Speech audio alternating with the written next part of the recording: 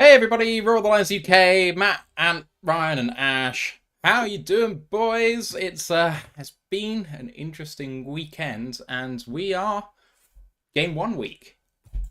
Yes. Looking forward to it.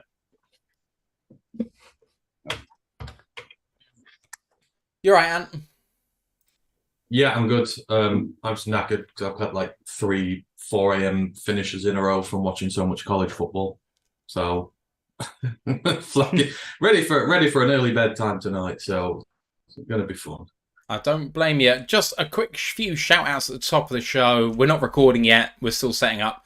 Jeff Hurley, $10 super sticker. Absolutely incredible, man. You are easily the biggest donator to the show, and I couldn't be more thankful for everything that you do for us. So thank you for that. And also Big Aries70 on Twitch, subscribing at tier 1 for his 20th month. 20 months. He says FTP, which is something I think we can all get behind. It's Labor Day, so hope you guys are all having a good holiday. What are you doing here? Go out and enjoy your day. Don't tell them that. We need people to watch this. We need the engagement. There we go. Oh, Ken says he's sick. That sucks, man. Hope you feel better soon. There's lots of bugs chat in the chat. And also, Ash, you got to show the guys your jersey. Jersey. So we all know what I'm like with buying my vintage clothing. I was out at the weekend and I saw this authentic Cade one for 25 quid. So I've completed the set now. I'm going to look like a proper tourist when we come over in April. I've got at least one Detroit piece of merch for every day that we're going to be over there now, I think. So you'll know how to spot me at least. Any thoughts about a name for the show about season predictions? I've just come to the conclusion that I shouldn't even try and make the names, because whichever names I make are shit, and you guys have much better,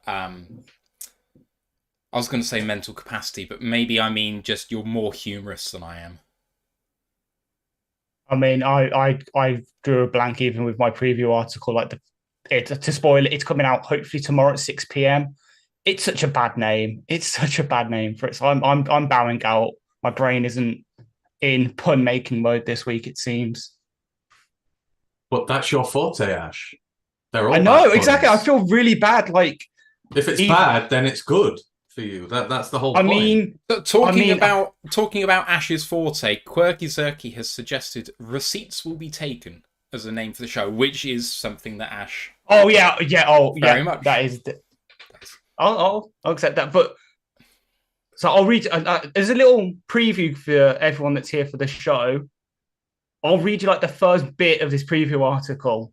So I was going to make a pun based on the Chris Jones holdout, but A, didn't want to jinx things, and B, could only come up with crisscross applesauce, which even for me is really bad. Oh. So instead you get a slight pun based on an English advert that plays on the name of the Chiefs' second-round rookie wide receiver. That's all. Good Lord. So Rishi Rice. Is there any way I can get the Mike GIF in the YouTube chat, I could probably Jesus. make a GIF that comes up on the stream. You just wouldn't see it here. That and Mel Tucker would be amazing. Do you not think that Agreed. Mel Tucker sounds like Cockney rhyming slang? Yeah, I'm going for a Mel Tucker. Well, I was more thinking that guy's a right Mel Tucker. Yeah. No, We can use it to describe people we think who are too highly paid and bad at their job. My boss is a real Mel Tucker. I shouldn't laugh because I am an MSU fan, but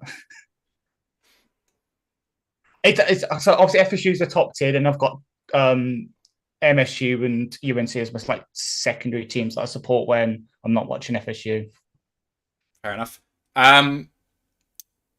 I haven't talked to Ryan at all really since last show, to be honest. So Ryan, did you end up watching the Colorado game? You're muted as well. You're muted. TCU are doing shit this year. Yeah. Chandler Morris is average, but yeah, Colorado, Shedeur Sanders is going to be in the Heisman race this year. Absolutely. He's one of the best quarterbacks in the nation. I've known it since Jackson State. Yep, they're the real deal. And aim for the podcast. I'm thinking I've got 99 problems, but bugs ain't one. Let's see. In honor of the big man himself. Oh, I've got one. Hang on, I'll be right back. I mean, that 99 Problems But Bugs Ain't One could well be the episode title for tomorrow, given that it's the Chiefs preview show. True. I like that. I like that very much. It would be so much better if his number was 99 as opposed to 96, which... because it's not going to work if I say 96. Anyway, what do we got? Brian Shook saying Tucker looking for new DPs in the closed head injury ward. Shook, man, you make me laugh so much. Hatter's House in the house. Go Lions, I'll be repping here in Pasadena, California. Brett Cusino says, I can't believe I was actually able to catch the live show due to the US holiday. Good job, lads. Appreciate you, Brett, man. I'm sorry that we always seem to be on while you're working, which sucks. I realise that we're not exactly on a good time for the working man in the United States, but if we're on a good time for you, we're probably on a really bad time for us. I mean, I could probably go without sleep if I didn't have a job. I'd easily just stream at like 1 a.m. every night. I wouldn't care. But I have to wait for Ant to come back and also Steve to come on whenever Steve appears. Brian Schick says making the Kool-Aid. Jeff Hurley says playoff path prediction. And I wonder if anyone's not predicting playoffs. I really, really hope not. But anyway. Brian Schick saying hell yeah, Cade. Mile Marker saying yay, Ash. Free Harbour. Oh, God. He's a Mel Tucker. I would love to. As a somewhat closeted Michigan fan, the only one on the show. No, Steve, I think, is a closeted Michigan fan as well. Harbaugh's getting on my fucking nerves. Like the whole damn team. Trying to absorb that embryo in the bloody womb. Why did Jim Harbaugh have to happen? Could have had the strength of 2 Harbaughs in John, but were wasted with this tit. The thing is, I do think he's a pretty damn good college coach. It's just every time he opens his mouth, I facepalm. Pretty much. Like, just, if he shut up and just got on with his job, that would be great. What? Oh, you're saying this, I'm just highlighting my name for everyone to join in the fun. It probably will change halfway through the show because I have to also put up the Keon Coleman propaganda this early to make sure we can get him. They're just getting on my nerves so much at the minute. It's just like he self-imposed exiled himself. So enough with this rap about him, about freeing him, and all this sort of stuff. Nine Drinks just said, "Did Ant-Man have to go and find the Queen?" No. I went and got my free Harbaugh sign. You know, I will keep raising it in solidarity throughout the night until the NCAA do something about it. In that case, we need to get a free Arizona State one as well, so they can actually play a bowl game this year. No, we need to get a thank God we can beat. No, we need to get a thank God we can beat Southern Utah sign on there. Was it Southern Utah? It was somebody. Ryan, do you like your coach at the moment? I don't know him well enough to dislike him, but do I like him more than Herm Moore? Oh, yeah, absolutely. Okay. I was working out whether it would be worth actually having a good season or just tanking it and canning the coach to get someone in good. But if you don't mind him yet, then maybe it's not worth it. If you do well, or Jaden Rashad will just hit the portal. And behind him, Drew Pine. Oh, I'd rather have fucking Pine car air freshener. At least it'd be more interesting. Zach J just said, "Be right back. I have to go take a Tucker and wipe my Harbaugh." Quirky Zerky getting on the axe saying Kyler Murray is a real Mel Tucker. I mean, haven't you heard? It's going to be We've started a movement here. That's what Zach J's also doing at the moment. But anyway. Sorry, that's crude. I shouldn't have said that. Yeah. Anyway, Steve, where art thou? He's struggling. We're going to go through... Well, so obviously I did the live show for cuts, but I'm just going to recant for the guys the cuts that have happened to 53-man roster to get some Cliff Note thoughts on it, but we're not going to do it in big detail because we've already done some of that, and then we're going to get into our predictions. So it's a fairly easy show. I know that I haven't asked you guys to do it, but if you get thinking on possibly a... I don't know, league, MVP, offensive player of the year, defensive player of the year, rookie of the year, defensive, offensive coach of the year, all that sort of stuff. I mean, just off the cuff at the end, maybe. Mm.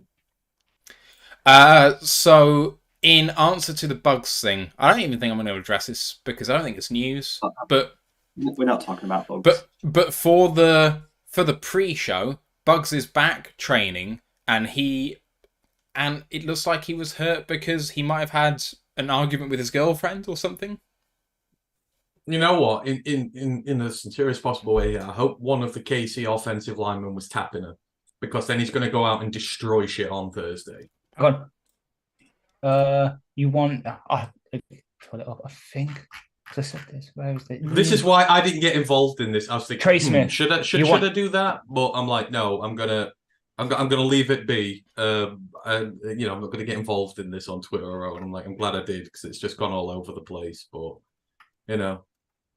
whoever you are, if you've hurt our Bugs Bunny, we don't like you. At the end of the day, like, all the people talking about Bugs or chucking him into trade talks or whatever like that, like, you could be right. But it always felt weird to me. Like, it just wasn't true.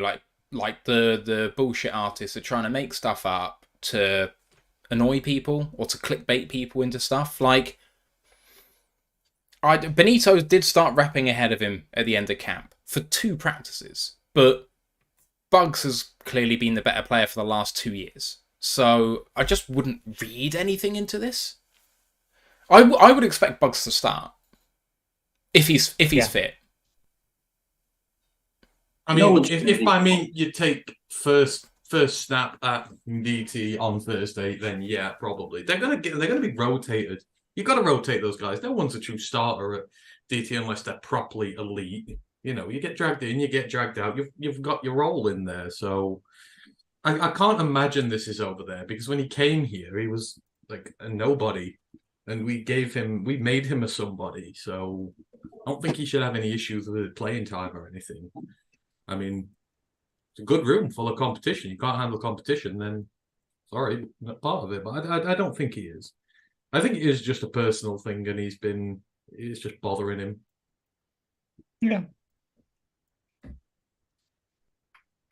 I don't know why I can't log into the Twitch chat. That is annoying me. Why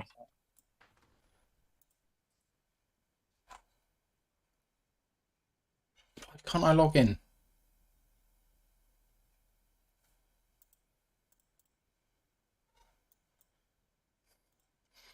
Sorry, we're just still waiting for Steve to hopefully connect to the... Here he is. The internet in Scotland takes time, so...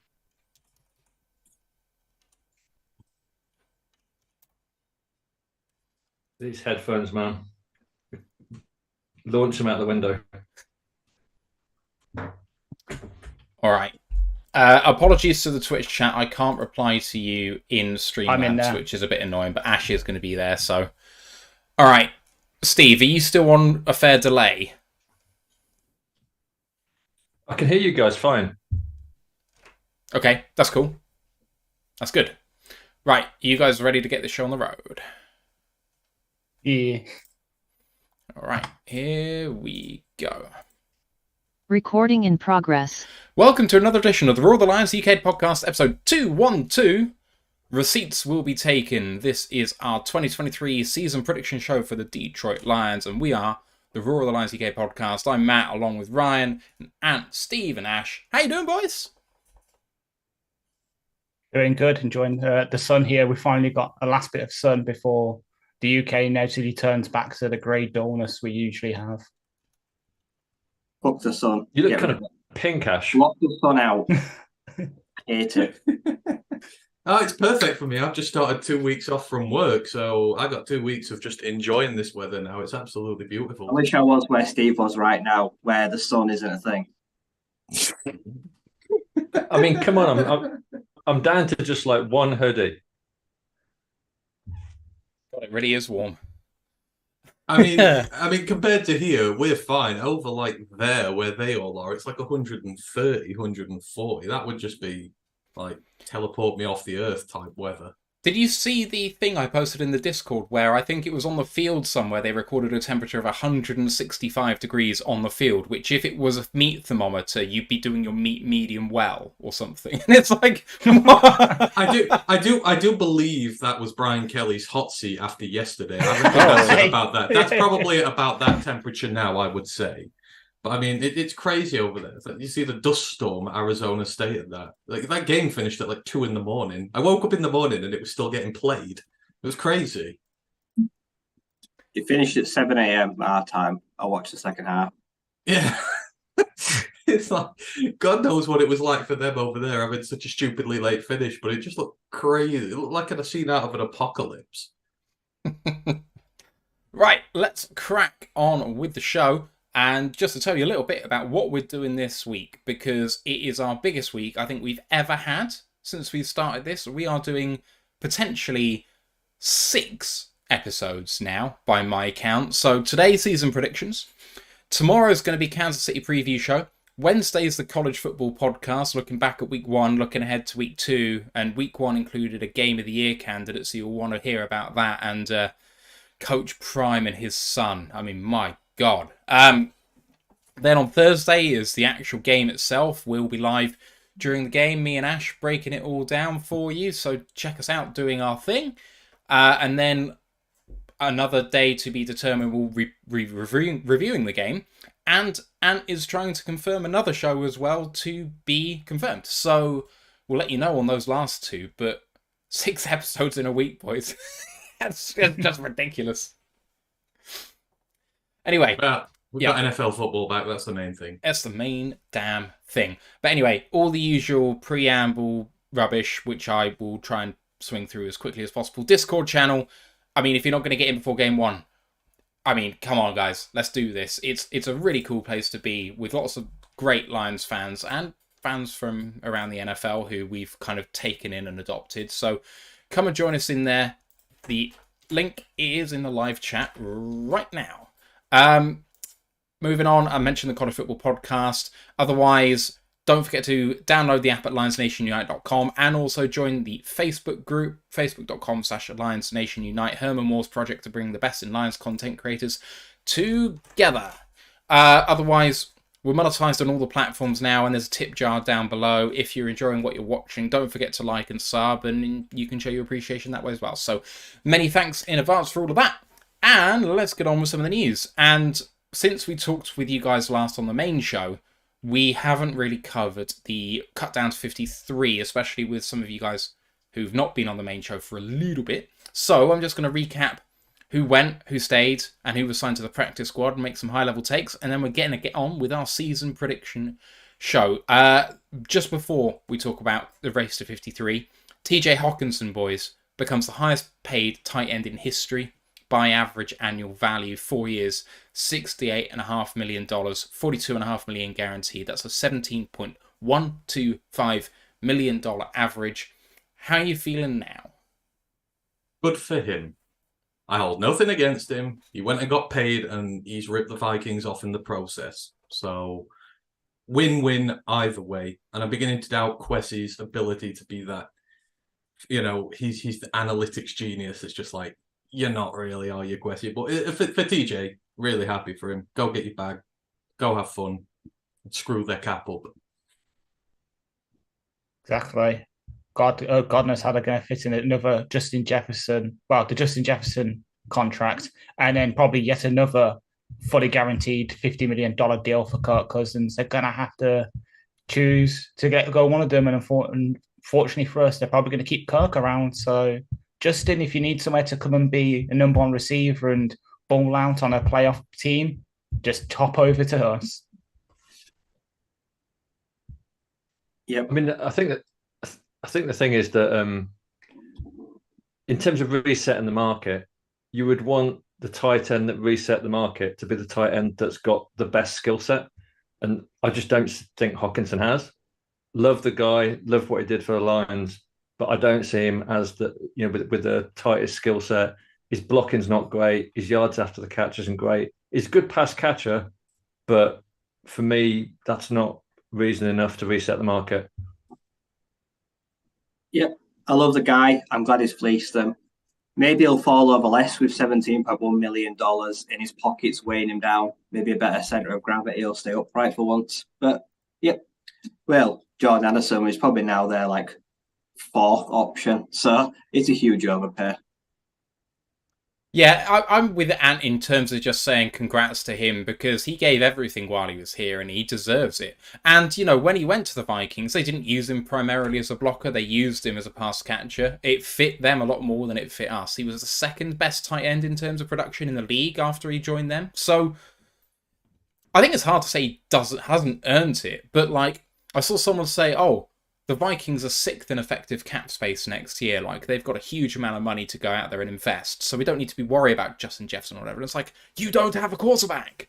And if you want a quarterback, you need to pay him. How are you missing this? It's not hard. This deal really puts them in trouble.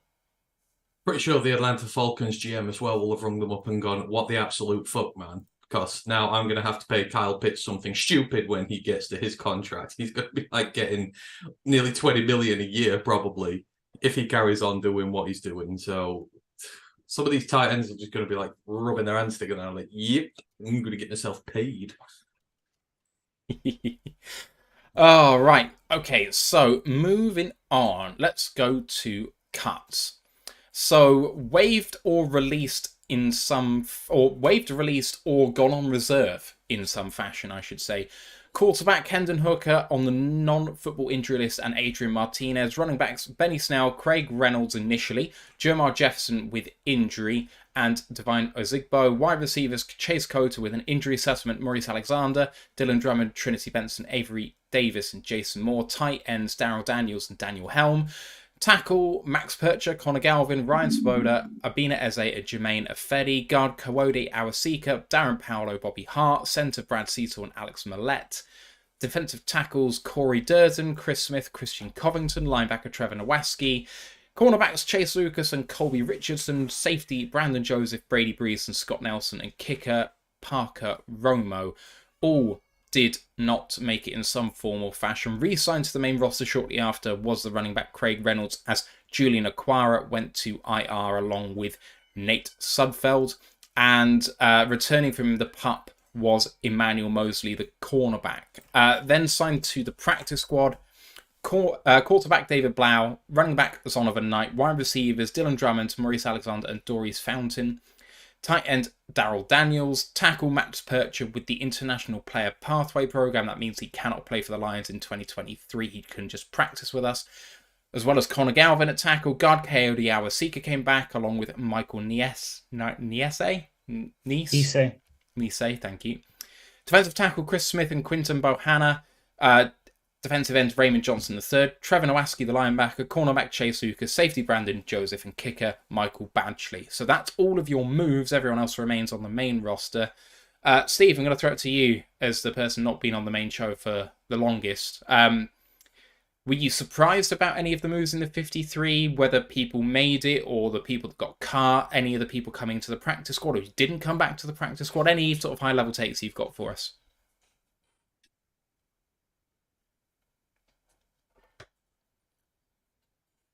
Steve-O? Yeah, I mean, I think there's a couple of players on that list that have kind of been kicking around for a while. So someone like Eze, and they're obviously just because of the depth that we've got now. Someone like Eze would always be like a roster mainstay with us over the last couple of seasons.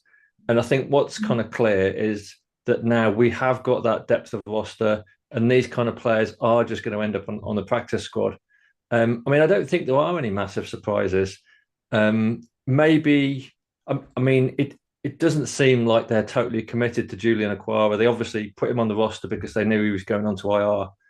And and I'd be surprised if Julian Aquara does make it into a roster spot when he's fit.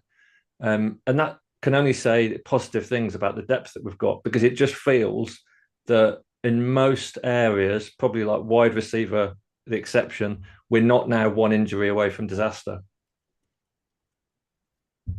High-level thoughts, Ryan? It's like a Dickens novel, Ghost of Christmas Past, David Blau, because we need someone to hold a clipboard, because Nate Sudfeld is Nate Sudfeld. I don't care what Matt Brunel says. I don't ever want to see him again on the Lions. He's good for now. Michael Badgley, well, I said like the day before, like on like 2 weeks pod, like he'll be back at some point, because the kicker merry-go-round never ends in Detroit, and it's a position that we just struggle with. Not surprised. I think, despite being a player myself before here, wasting a practice squad on a player that can't play an international pathway, not for me. I know Max Percher ain't good enough. He wasn't good enough for the Rams, and their O-line is dog shit. And he didn't make much of an impact there. So, yeah, that was a waste of a practice squad. Julian Aquara, I'm kind of washing my hands of him, to be honest. Like I say, even if he does come back to the 53, I guarantee he'll miss at least a third of a season with injury, even once he's healthy, because he's a bit of a liability. Everyone else, pretty fine with. Craig Reynolds, do you know what? I just don't see the hype anymore. Everyone was crying when he got cut. I don't get it. The guy's like a running back 3 or 4 at best. Why don't we give someone else a chance instead of just logging the same old dead horse? So, yeah, I like him as a guy, but the story for me, put it back on the shelf. Don't need to dust that tail off again. It's been for 3 years. Divine Ozigbo, Benny Snell, they could have had a chance. So, yeah. Yeah, there's no really big surprises, to be fair. I think it's just nice for the first time in forever. The practice squad is full of guys who can contribute. You look through the likes of who's on there, and you're like, yeah, if we get some injuries, then we've got plenty of cover down there. So, it's the first time in a long time, I think we can actually say that. So, yeah, it's not much out of what I didn't expect, to be fair. Julian's on IR again. It's like, Christ, what is this? Groundhog Day? It's like the film, isn't it? It's just, I've seen this before, I've heard this before, but it's a new day, and it's like, you've got to admit defeat eventually. He's just not going to get there. He's going to have people saying today, oh, he's moving around well. Like, yeah, but he's missing a quarter of the season. What's he going to do when he comes back? He's not going to crack the rotation with deep edge. I'm with Ryan. I don't think he'll command a roster spot when he's healthy. I mean, I think it'll get to week 4. They'll be like, we'll not reactivate him, and I think it'll just end up with him going elsewhere. And it's time. This has done it now. I'm not having him miss preseason, missing the first 4 games, and just a waste of a spot at this point. But yeah, it's all good to say on that. But with the practice squad, I like it. A lot of good players on there. So I feel very confident going into this season that we've got a lot of depth pretty much everywhere where we need to. And I think we've got the resources we need to go and have a really good campaign. That's all we want. That's all we need. Ash?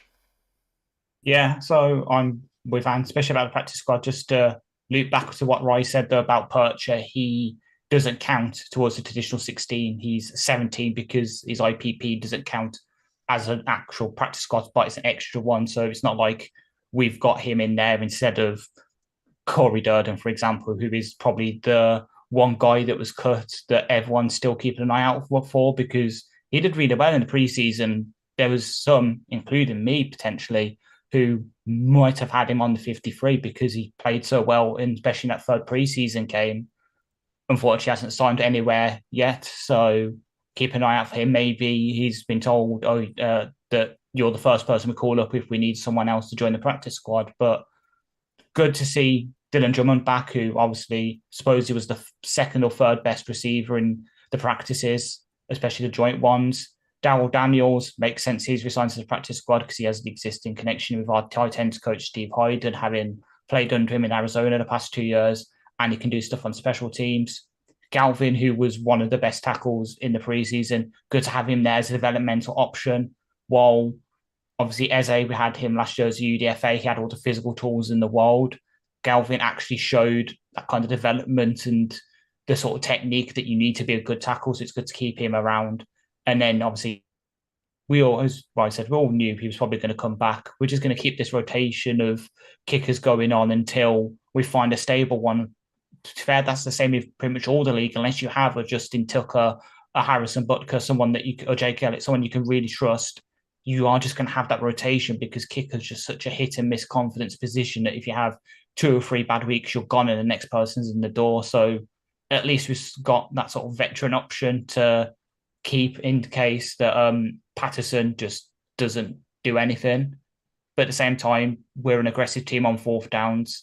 Unless we really need that 3, we're probably going to go for it. So it's pretty much just kickoffs and the extra points that we really need to kick off for, especially with how much we go for it, as I said. So high level, kind of to be expected, but the big one obviously is Drummond and Galvin coming back, and then Bam Knight. Like, I know we said Craig Reynolds is here as well, be free, but Bam will probably get some elevations, and he showed last year with the Jets that he can absolutely ball out. So it might be that by the end of the year, Craig is gone and Bam's our new RB3. Yeah, so I'm going to throw it to Ryan and Ant as well. Do you think that Bam could take RB3 at some point during the season? Because it seemed like he had all the juice in the world. I certainly hope so. He'll be in there before halfway through the season. So I think he'll be in there really quick. He's a good back who, gives us something a little different than what we need. And, he's a Wolfpack guy as well. So gotta love that. I mean, I was very gracious the other day. I went and found highlights of him, and I just got smart ass words about it. I think I'm just trying to be good, but it was fun. It was a touchdown run against Florida State. Excellent work from him on there. So, but yeah, he's going to be good for us. He's going to be good in the room. So, I'd like to see Chase Carter come back if the injury's not too bad. Once he waits out the settlement period. Yeah, you've got to think that if he was only injured for like 2 games or so, like what they think it was. Yeah.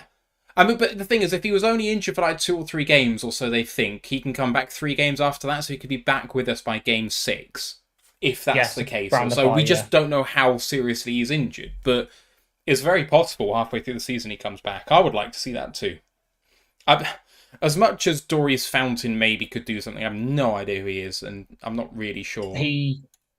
Long story short, me doing my obviously users counting, big tall guy, but is very stiff and catches the ball more with his body than the hands.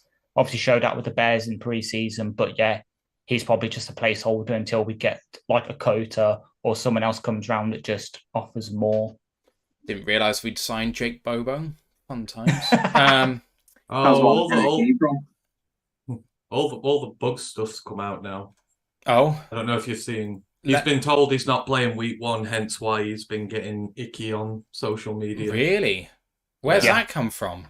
All beat writers. All the beat writers supposedly have spoken to him after the after practice. So I'm looking at Ben Raven's sort of thread about it. Book says it's nothing to address in the locker room. Book says he's been told he's not playing in week 1, adding they've been straightforward with him and they've been straightforward with and he's been straightforward with them. Confirms he was out sick on Saturday, as he's not sure for week 2 either. Pledges to be the role player and hard worker he's been throughout his career. So I need to go back and quickly remove some stuff from the preview article.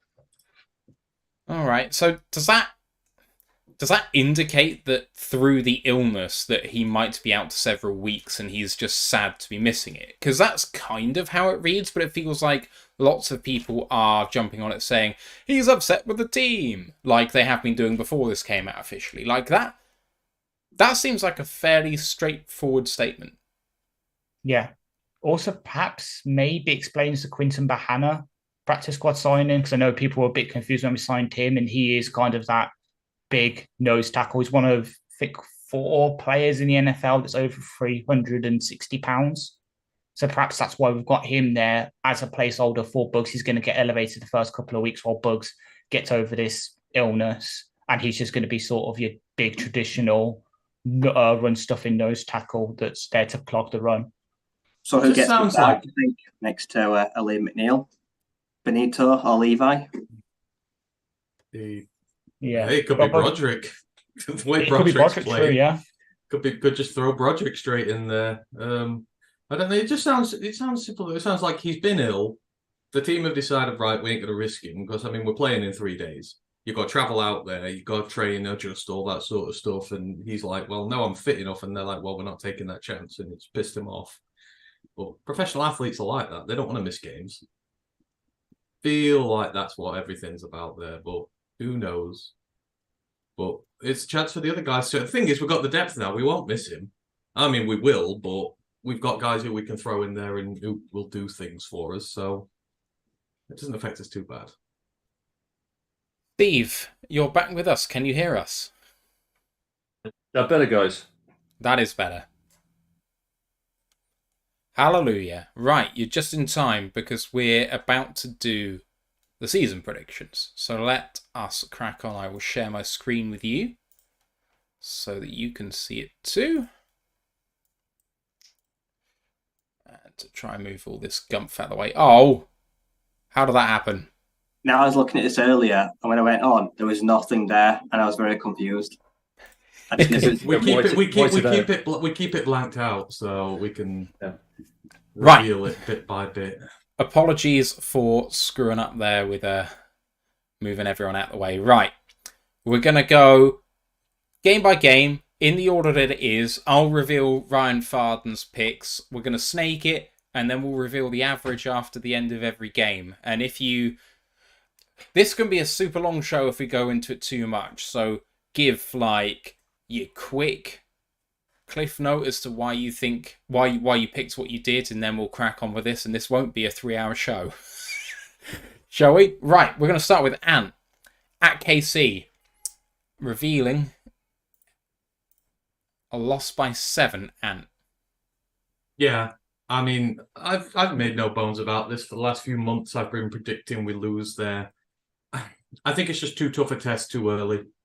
I mean, they've got all of our sort of Achilles heel in there. Patrick Mahomes, he's Achilles heel for anyone, but Kelsey, in the middle of the field, able to expose the way we play. He'll get a lot of yards. And you're in the backyard of the defending champions. It's first week. A lot of our starters haven't played. I think there's going to be a bit of rust in there. But I think we're going to play them hard. I think losing by 1 touchdown is perfectly respectable our way on the road to the Chiefs. So, yeah, I'm sorry. I just can't buy into the hype that we're going to do it. I apologise, but there's no shame, I don't think, in losing by 1 score. Ryan Farden picks a loss by 14. Ryan McCluskey picks a loss by 10. Ryan. Yep, for me, Emmanuel Mosley will play. He's not ready. I think it's too much too soon. If they force him in, I feel like it's going to be an issue. So I'd rather not see him start, but I feel like they've activated him that quickly. Get him up to speed. I feel like his defensive backs, let's say, Ranch, it's a big ask, let's say, get like Kelsey with CJ, GJ pretty early on. Like I say, backyard, it's Mahomes. He does wild stuff. I think we'll give it like we did like a few years ago when we went down like 33-30, kind of like that. I feel like we'll be there within a score or two. And ultimately, the win or loss won't matter to me. It's the performance, but I feel like we'll just come up short. Steve has picked a loss by 7. Yeah, I was really tempted to pick a Lions win here, and I think it's going to be really close. I think this is going to be a game that we're going to be in contention, and it's going to be winnable. But I think there's going to be like a couple of key moments where we just let ourselves down. I mean, like Andy Reid, I think is like 8-1 in week 1 over the last few seasons. Mahomes, Kelsey, that's like a really bad combination for our secondary. And I think this is too soon for our defense. I think we'll show pressure, but I think our secondary will let us down. And I think also they've got a really, really good secondary.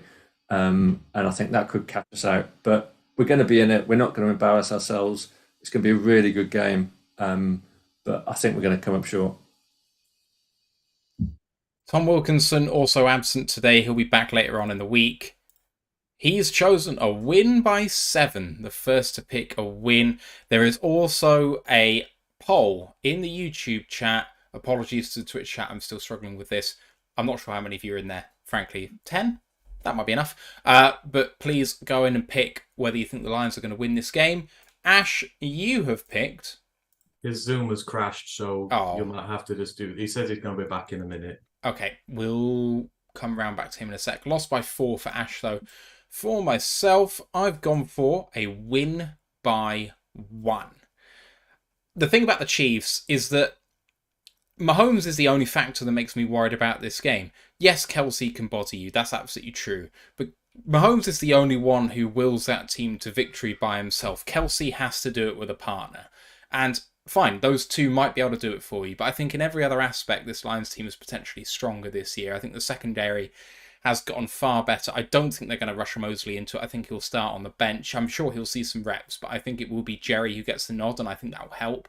But generally speaking, I think this is going to be Branch's day to shine. I think Hutch is going to wreak havoc. I'm not sold on the Chiefs' offensive line to repeat what they did last year. I mean, I was probably the highest on this Chiefs' offensive line last year, and they backed me up. But this year, I think our defensive front is going to be too strong for them, and offensively I don't see how they're going to compete with us. Their defense I don't think is going to be up to much, so I can see us scoring points, and I think it's going to take a Mahomesian miracle for them to blow us away, which is why I think it's going to be close. I'm just picking us by 1 in a toss-up, basically.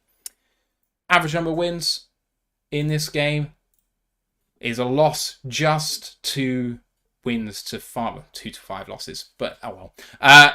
We'll round back to Ash in a second. For myself, for the second game against Seattle, at home, I'm picking a win by 4.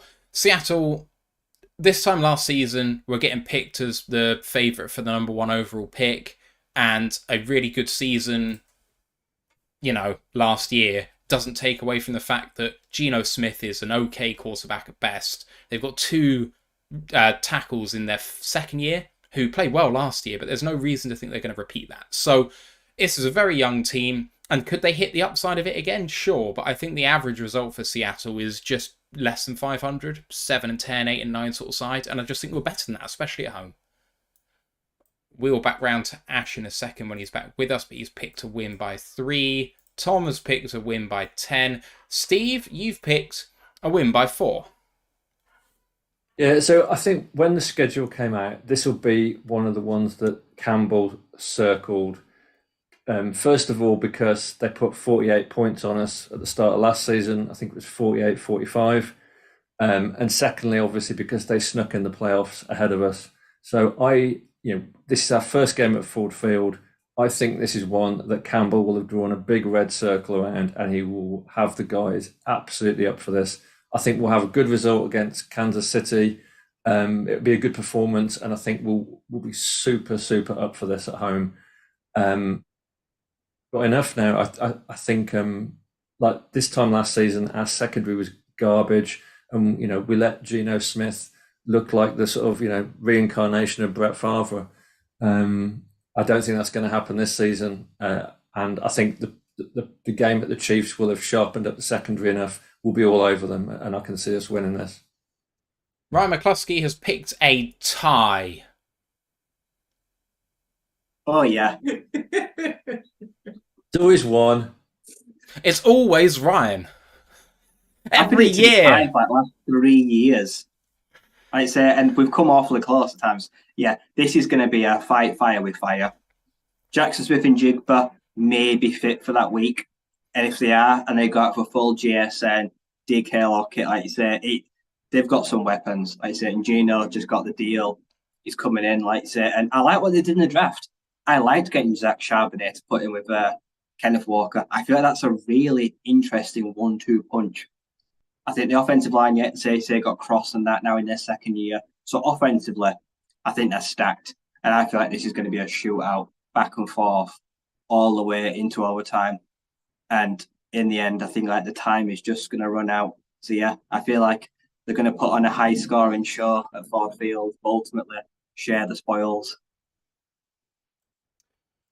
Ryan Farton has picked a win by 7 to go 1-1, and you've picked a win by 10. Yeah, I'm expecting a more dominant win here, and this is going to be the game that I'm going to be really pissed off if we lose. The Seahawks are they're the measuring stick for the playoffs. You know, they're the ones who snuck in last year, and you know you've got to be beating a team like that at home. I think they're a very good team. I agree with Ryan. They drafted terrifically well. And they are also an ascending side. We're just going to keep getting better and better. And if we were playing in Seattle, I would probably have us losing this. For me, it's the home advantage that's going to make the difference. And it's just the matchups here. You know, that defensive line against our offensive line, we are much better. The secondary is their strength, but Jamal Adams is out hurt. Devon Witherspoon is out hurt. You've got sort of an in there now. I know you've still got Tariq Woolen, you've still got Quandre Diggs, but you're not going to have all four of those guys. There's just little cracks in the armor that we're going to be able to expose, and we're going to be able to score points on them. It's all going to be about the offensive line against the D-line sort of their way, because we struggled to get to Geno last year against two rookie tackles, and they've got a year of experience under the belt. Now they've got Evan Brown there, who we know is a good center. You know, we've got to win that, but I'm expecting a big win here. I think I've got us to sweep at home, and you know we need to put dominant performance down. We want to go into the playoffs. We've got to win this game. We lose this, then we're not getting there, as far as I'm concerned. So yeah, I think we're going to win big. I think very clearly it can be seen that with 6 wins and a tie, the boys have picked a victory in this game. So the consensus is now that we go 1-1. And Ant, we're back with you for the Atlanta Falcons game, and you have picked a win by 14. Yeah. Again, I know we struggle with the Falcons a lot. We always play them very close. It always usually comes down to like the last play of the game with these guys. But I look at them, I look at the team, and again, the Falcons are another one I like, who the business they've done. I think they have one of the best off seasons going. They've gotten some really impressive players, but it's all about the quarterback there. Desmond is, you know, I like him as a quarterback, but he's going to be new in the role of starter. You know, they're still going to have teething issues with that offense, and you know they're going to rely a lot on the run game. That running room's really dangerous, but I would expect us against this level of opposition. They've not been great in a poor division for a while now. We're at home. Again, I want us to make statements in these two home stands to start with. So I think they're a good team, but I think we're better, and I think the advantage at home will overrule Ridder. And as long as you can keep the run game quiet, then you can keep them down to a low number of points. And that's why I think it's going to be so big. So yeah, 2 dominant home wins is what I'm expecting to start with. Ryan Farden has picked a win by 4. Ryan McCluskey has picked a win by 10. Yeah. If we lost this game, I would seriously doubt what I know about the Lions. We are going to take the ball away from Ridder multiple times. He's not that good, and their offensive line being strengthened, I reckon it's still pish, and we can fold it like a deck of cards. That is the weakness of their team, and it has been for years. Up front, no protection. They'll hang Ridder out to dry, and our secondary will feast. Like I say, Bijan can have all the day he wants. I reckon we'll still comfortably win because we'll get to the quarterback, and he is not ready yet. I think, unfortunately, he'll pan out to be a bust. Steve, you've picked a win by 6. Again, second home game of the season. I think the crowd are going to be absolutely intimidating for Desmond Ridder. You know, Bijan Robinson is going to be like the first massive test of our run defense. But I think we've got enough. I don't think the Falcons are a complete enough team. I don't particularly rate their defense. And while I think they'll probably get better as the season goes on, I think this is a good time to play them. And I can see us winning this. This is a game where if we don't win this, we're not going to make the playoffs. So, you know, I think we're going to be really determined to get over the line here. Tom Wilkinson has picked a loss by 3, but he's not here to defend himself. Ash fallen in love with Bijan Robinson, hasn't he? He's got us winning at Arrowhead, but losing to the Falcons at home. Tom, but I want him here to defend. I want to hear his rationale for this, because Tom is very clever, and I want to know what I'm missing. I bet you'd get a good double on that if you put it on right now. I'm sure you would. I don't want it to happen, so No. Ash has picked a win by 10. I have picked a win by 8. Now, I'm more bullish on Ridder than you guys, but I was in the pre-draft process. Nothing I've seen in the pros has changed my opinion one way or the other on him. He's still got a way to go. I like Bijan. I think the defense has improved. I think the offense has improved for them. I do think they should be winning their division. I know that people think the Saints are a shoo-in for it, but I think Atlanta should win that division, really. I think they're the strongest team in it. But at home, I feel like we should just take care of business. This should be one that we're going to win. So, yeah. It's all about the run defense. You think of the running combos you're facing in these first few games. It's like you've got Charbonnet and Walker. You've got Aligier, who was 1,000 yards last year, and Bijan. This is going to be a massive test of our run defense to start. Like, these are some high-quality pairings you're coming up against. Is it bad that I want to see Jeff Okuda get absolutely blitzed? I want to see him get torched. I want to take him up. Let's just not throw screens against him, because the only thing he was good at was blowing up screens. And he injured? What? Isn't he injured? I thought he was on IR. Yeah. Is that I think he's been banged up. Don't know. And Ash, you all right, mate? Yeah, can you hear me? Yes. What happened? Yeah, it's just so my camera sometimes when I accidentally kick my table, it just trips my entire Zoom. My camera just trips my entire Zoom. It just makes it impossible to work. So you're gonna have to. Well, it's for as I say, it's for the best. You're not gonna have to put my ugly mug as I absolutely spit nonsense for the next half an hour or so. Right, you've got 3 to catch up on, mate. Loss against the Chiefs by 4.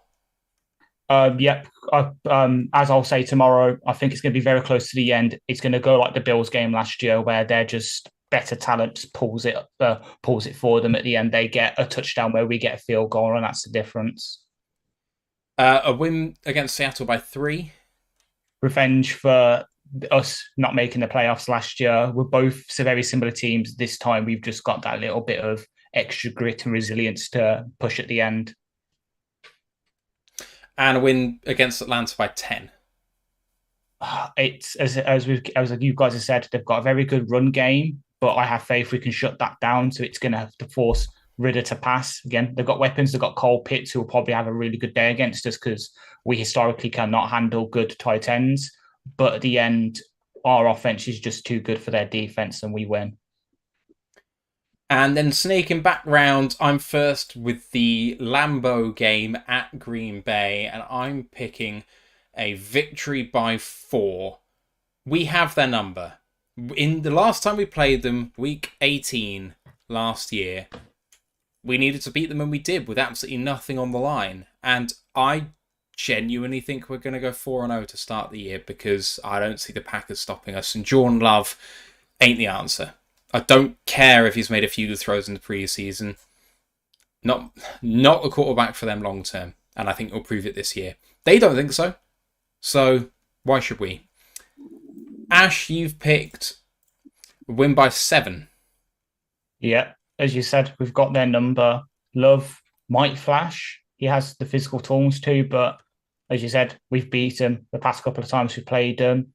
Their defense is still really good, that especially with Gary coming back, so we might have some issues there. But in the end, again, our offense is just too good for them, and we'll beat them in their own backyard. Tom Wilkinson not here to defend himself. Lost by 1. Steve, a win by 2. Yeah, I think this was probably the toughest game for me to pick, and I wavered a lot about this. But I think, first of all, I think Campbell will really get them up for this in terms of, people saying it was a one-off and it was a fluke, keeping the Packers out of the playoffs. Let's go and beat them again and prove like that dominance. We finished the division 5-1 last season. And the one was that game where we absolutely blew it against the Vikings at the end, and they kicked the field goal. As the clock ran down, like we can be 6-0 in the division this year. I think we have to be a little bit careful about the Jordan Love chat because there's such a low sample size of what he's thrown. But again, I think this is a good time to play them because I don't think he will have bedded down. They do have some good players, but I think the roster's full of holes, and I think we will go there absolutely determined to stamp that divisional authority over them. Ryan McCluskey, you've picked to win by 3. Yep, I like the offensive weapons they've put around him. I just don't trust him. I reckon if we go in there and beat him and he makes mistakes, that's the fans. I reckon the fans turn on Jordan Love within the first few weeks of the season. A lot of heart sold in them already. They'll get on his back. And yeah, we can force turnovers from Jordan despite having a good defense. I reckon we escape with our tails between our legs with a close win. Ryan Farden has picked a win by 3. Anthony Fitzpatrick finishes this section off with a loss by 10. Yeah, I'm not as bullish as you guys on this. I mean, the reason we've been beating Green Bay recently is Aaron Rodgers. Guy's been trying to play hero ball against us, been throwing a load of bad passes, making ill-advised decisions, turning the ball over, which has allowed us to win games against them. This whole thing with Love, you know exactly what they're going to do this year. They're going to run the football. And like I say, our defensive line's going to be hurting. We're going to be coming off games against 2 really good running back 1-2 punchers, and then we're going to Lambeau to face another one. They're going to run it down our throats with Aaron Jones and AJ Dillon. But what that means is Jordan Love doesn't have to be the superstar quarterback to go on us. They will just play action us to hell. And that's something that we have not shown that we can deal with at this point in time. We're not going to get Aaron Rodgers hero ball where we're going to be able to turn it over all the time. They're going to play it safe. That defense got a lot better last year. It's fully healthy. They've got Rashawn Gary back. It's going to be difficult to put up points there.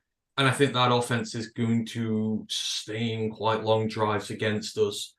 Going to Lambeau, you don't just go to Lambeau and win all the time. I think at some point you're going to lose one. And I feel like this is the one that I just don't think we're going to be able to three-peat at Lambeau. Like I say, they're going to change their game plan now that their quarterback ain't elite, and we've got to show that we can deal with that. And until we can, I'm not sure that we can deal with them there. All right, the fan vote is complete, and it was 93% win in that game. And of course, we went 5-2 ourselves, which means that we are chalking that one up as a win as well. We go next to the Carolina game. They'll be coming to Detroit, and Ant, we're coming back to you against the Panthers. You have picked a win by 7. Yeah, this is the second vengeance game from last year. They absolutely made a mockery of us at their home. We need to do the same. This is another game that we absolutely have to win, and I won't accept otherwise, because they're built like us. They're built for trench warfare football. I mean, Bryce Young's going to be settled by them, but I don't believe in that. I don't think they're that much better than us than what the last year's score indicated. I think we were a team under pressure for the first time, just got caught up in the headlights a little bit. They're our ground now. I think we're better. I think they're a good side, but we've got home advantage, which is why I've got 1 score. I think we're fairly evenly matched, but home advantage gets us through in this one. Ryan Farden has picked a win by 9. He's gone 4-1 in the first 5. Ryan McCluskey, you've picked a loss by 3 to go 2-1. Yeah, I see it going a lot like last year. I say, agree with Ant. It's going to be trench warfare. I reckon by now Brian Burns has got his new deal and is playing. The passing aerial offense don't bother me too much. We've already seen DJ Chark's already hurt in camp, and then losing their top talent in more and adding Adam Thielen. Lol, that's laughable. So I reckon Bryce Young will just be handling the ball off, like I say, picking us off where he can. But yeah, their defense, I like their defense. I like the players they've added. I like the solid foundations they've got. I feel like this is going to be a potential banana skin for me, and it will infuriate me. Like I said, and that turf is horrible to play on. I say it's not enjoyable, and like I said, the conditions are never easy playing in the Bank of America Stadium. But they're coming back to us this time. Oh, it's at home, isn't it? Get your glasses on. No, yeah, I still think this is. I think we're still slipping up here. Fair. Fair. No, I can see what you're saying. Steve, you've picked a win by 10. You're 4-1. Yeah, so this is a game that Aaron Glenn needs to sit the defense down, and he needs to remind them about how embarrassed we were, because by this point last season, we were on that run of games and we had a chance of making the playoffs, and the defense absolutely stank the place out with their performance against the Panthers. So Aaron Glenn needs to be getting them up for this and getting them up to right the wrong. And I think, I think we will win this quite easily, and we absolutely have to. So I've gone for a win. Tom Wilkinson still not here, but he's picked a win by 10 to go 3-2. Ash, you've picked a win by 3. Yeah. So as you guys have quite rightly said, passing offense doesn't really scare me. Bryce will still probably be getting there in terms of picking up the NFL. The receiving room, an old Adam Thielen, Jonathan Mingo, Tommy Trimble at tight end doesn't really do anything for me, but that running attack, especially since Juice is there now, and Juice knows how, has been with us for 2 years, he will have some form of inside track to know how to best run on this defense. But at the same time, their defense, they've definitely got pieces, as you said, Brian Burns, Jeremy Chin, but they are changing scheme completely. They were 4-3 last year. This year, they've got a new defensive coordinator moving to 3-4. So there's still going to be some sticking pains there as the players get used to it. So I think it's enough that the sort of changes are enough to flip it to a win for us. We saw in the preseason that, their first string is good, but when it gets down to the depth and it really gets to the nitty-gritty of a game, we have the upper edge, and I think that's going to come up trumps here for us. Finally, I have picked a win by 10. I look at this Panthers team, and I just think it's the epitome of mid. The quarterback's an absolute superstar in the making, but he won't be there yet. Miles Sanders is the most mid running back ever. Behind a great offensive line, he was good.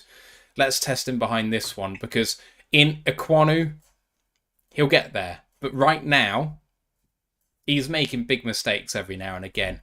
That's mid. Brady Christensen, he's all right. I was a big fan of his coming out the draft. Kicked him inside to guard, which was his natural position. He looks good there, but he's not a world beater. Bradley Bozeman, Cade Mays, Taylor Morton. It's a mid-offensive line. It's a mid-load of wide receivers. Thielen, Chark if he's fit, Terrace Marshall if he's fit, Laviska Shenault, Ismail Smith-Marset was traded for, Jonathan Mingo. And then the defense, it's good and fits and bursts, but Von Bell, great, but somewhat limited. Not a massive fan of his, to be honest. Horn, Chin, Shaq Thompson, Justin Houston. Hall of mid team, this, and we should just hand it to them. If our run defense holds, they got no chance. So, get it right. I mean, this is a Hall of mid team that handed our ass to us last year. Yeah, that's because we played like utter dog shit. It wasn't because they played well. I would just like to say Taylor Moulton's one of the best right tackles in football. I'm not going to have slander put to his name, but the rest he was a couple of years ago. He has kind of regressed now. He is unfortunately on the tail end of his career, and that's coming from someone who's one of his best friends is a Panthers fan. So I get the inside track. So I know he doesn't like Moulton at all. He does not like this offensive line. He was hoping for more in terms of the draft in that respect. So anyway. We've picked 6 out of 7 for victories, so that one's getting chalked up as win as well. We are 4-1 in the consensus picks, boys, and having a look at the fan vote as well, 92% picked a win for the Lions. They have gone 5-0 in the live chat, which maybe isn't that surprising, but there we go. We come back round to the Tampa Bay game, and I have picked a win by 14. This is maybe the worst team in the NFL. It's not far away. It's not far away from Arizona. It really isn't that far away. You've still got a reasonable defense. You've got an okay defense, but you've got a linebacking group that blitzes best but doesn't actually cover very well. On the defensive line, aging pieces. They're good, but they're not fantastic. Yes, a good safety in there too. But, I mean, can you score any points? Like, this is my question to Tampa Bay. How many points do you actually think you're scoring this year? And will your defense outscore your offense? This is not a team that is going to be winning very many games this year. And it's at Tampa Bay, and I do not care. We will be handing it to them in this one. Ash, you've picked a win by 7. Yeah. So I'm probably a bit more bullish on their defense. Like, Vita Vea is what I hope Elim can turn into. Elite run defender, elite pass rusher. Obviously, they picked up my favorite DT in the draft to rush the passer as well in that 3-4. Yeah, they're getting a bit older. Levante David still got it. I think he's a very good all-round linebacker. Shaq Barrett can be a good pass rusher. They've got some young pieces as well in the edge room to develop.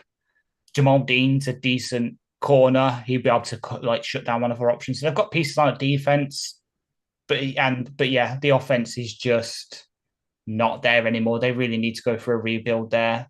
Hopefully by then, certain members of the panel will have their dreams come true, and Tampa will be down a certain weapon, but they'll still have Chris Godwin to sort of for us to go up strength for the slot room. So I think, despite what happened the last time we played Tampa, they're not going to be very good this year. They're probably in the running for Drake May, for Caleb Williams. So win. Tom Wilkinson has picked a win by 17. Steve, you've picked a win by 7.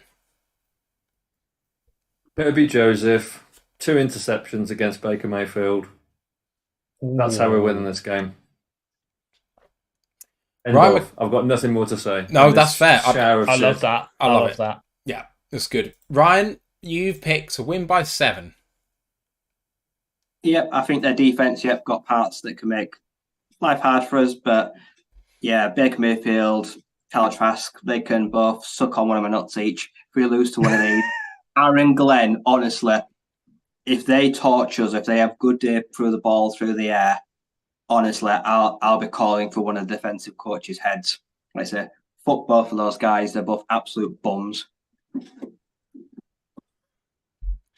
Ryan Farden has picked a win by 14.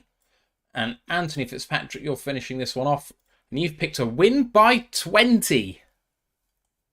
Yeah. You don't deserve to go to the playoffs if you lose to Kyle Trask or Baker Mayfield. And end of. They've got a really good defense, but I expect it to be on the field a very long time. I expect us to wear it down, and I expect us to just beat them into submission. There's got to be some statement games this year where you really say, look, we are a playoff. All the good playoff teams will have statement wins throughout the year. And this needs to be one of them, because people would just look at that on paper, go, Lions at Bucks. Oh, yeah, Bucks are going to win that with no research whatsoever. And it's like, that's where you go and make your statement win. You have those first tough 5 games and you get the meat into the schedule here. You've got to go and put an ass whipping down on them. And I think you can. We're gonna get 8-9 sacks in this game, I reckon. Sack City, the hotel, is going to be, overbooked that weekend. If anyone needed any reminding, the fans have picked a win by 92% in this game. I thought you were going to say 92 points. I think we've got a Bears fan in the chat that's stopping it being 100. I think they were right, but everyone has picked a win. That's our first unanimous result. Everyone's picked a win for that one. The Lions, consensus-wise, are 5-1 through 6. At Baltimore for Week 7, Ant, we're back to you, and you've picked a loss by 12. Yeah. Baltimore are a good team. I'm just going to say that. They've got a loaded running back room. They've invested in receiver this year. Lamar is a hell of a great quarterback. You're on their turf. They've got a good defense. I mean, the line's a little bit shaky, but you've got Travis on there. I love him to death. You've got a really good secondary. You've got good linebackers.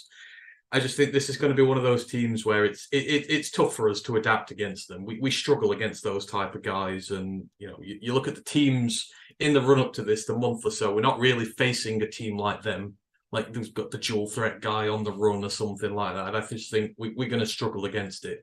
going to have had some really bruising, battering encounters against the run, and they're just going to be a little bit too much for us. I don't think there's any shame in it. I think the Ravens are a good team. The home game, I think they're going to beat us. Ryan Farden has picked a loss by 10. Ryan McCluskey, you've picked a win by 3. I don't fear the Ravens. Their secondary is already banged up before the season started. I reckon they're already looking for reinforcements. I reckon by then, at least someone's twisted Lamar's ankle. Honestly, I want to pummel the guy into submission. I say, he wants to escape the field. I want to see him someone powerbomb through a table, pull a leg off, eat it like a chicken bone. I don't care. I don't care if we have to end him to win this. After that game of that bullshit defense that Justin took a record game-winning field goal, this is revenge. This is personal. I say, screw the Ravens. I say, I don't like them. This one for me, we've got to win. We've got to right or wrong. Steve, you've picked a loss by 10. Yeah, so I think at this point we're 5-1, and I think we're getting a bit giddy. And I think we won't have played a defense as good as the Ravens. I think they've got a great defense all round, great linebackers, good in the trenches, and they've got a mobile quarterback, one of the best. And also, like about this time, week 7, like this is where like the shitty weather games start, and I reckon this is going to be one of those like torrential rain games. And I just think we're going to get a bit ahead of ourselves. We're going to overlook the Ravens, forget what a tough team they are to beat, and like I think they are mid. I mean, they're not like, you know, I don't fear them, but they're just one of those teams that make it really, really hard to beat you. I don't think they're going to win the AFC North, but I think this is going to be tough, and I can see us losing this. All right, we move on to Tom Wilkinson. He's picked a win by 3. Ash, you've picked a loss by 3. Yeah. What everyone has said before is pretty much my thinking. We'll face a load of running teams, and Lamar will just be a bit too much for us after that. Like, we always struggle against rushing QBs, and he is one of, if not the best rushing QB in the NFL.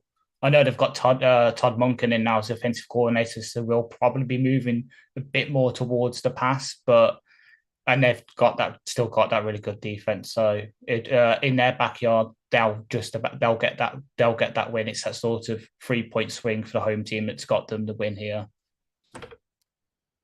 And I've picked, to finish us off, a loss by 6. The Lions take their first loss for me. And as I was reading this through with you guys and listening to it, I was thinking, I think I've predicted a win here. And it's a loss. I don't know. I just feel like it's one of those that is a bit of a toss-up game.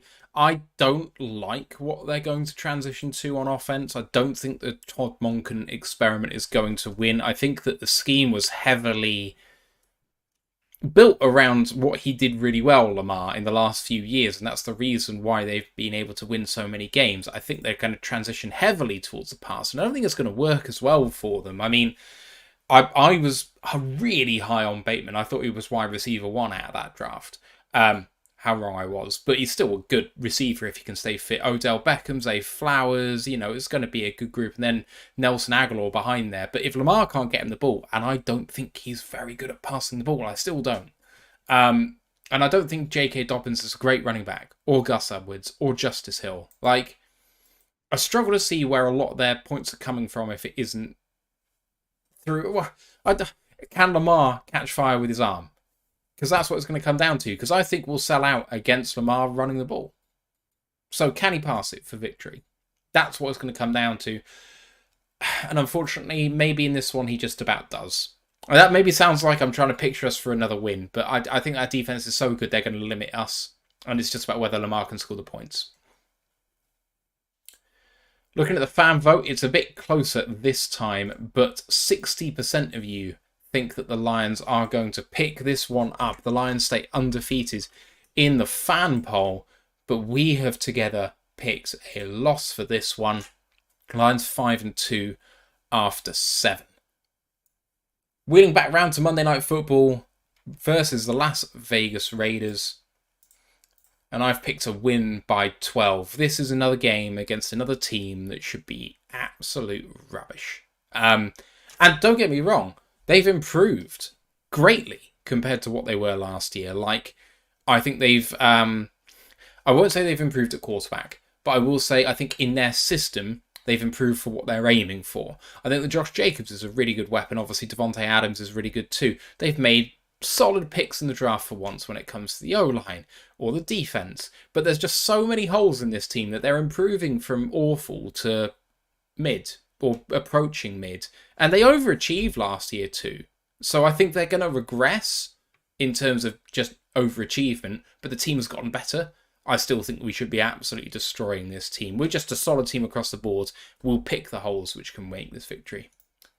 Ash, you've picked a win by 10.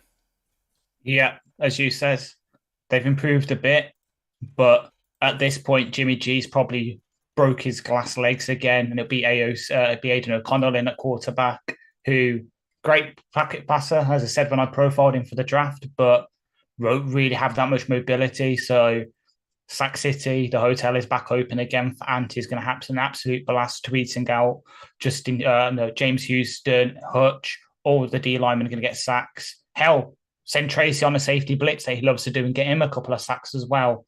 We're going to absolutely ravage their O-line. Yeah, Devontae Adams, he'll probably get 100 yards and a touchdown because he always seems to do against us, but it won't really impact anything. And their defense got a few pieces. Nate Hobbs is okay.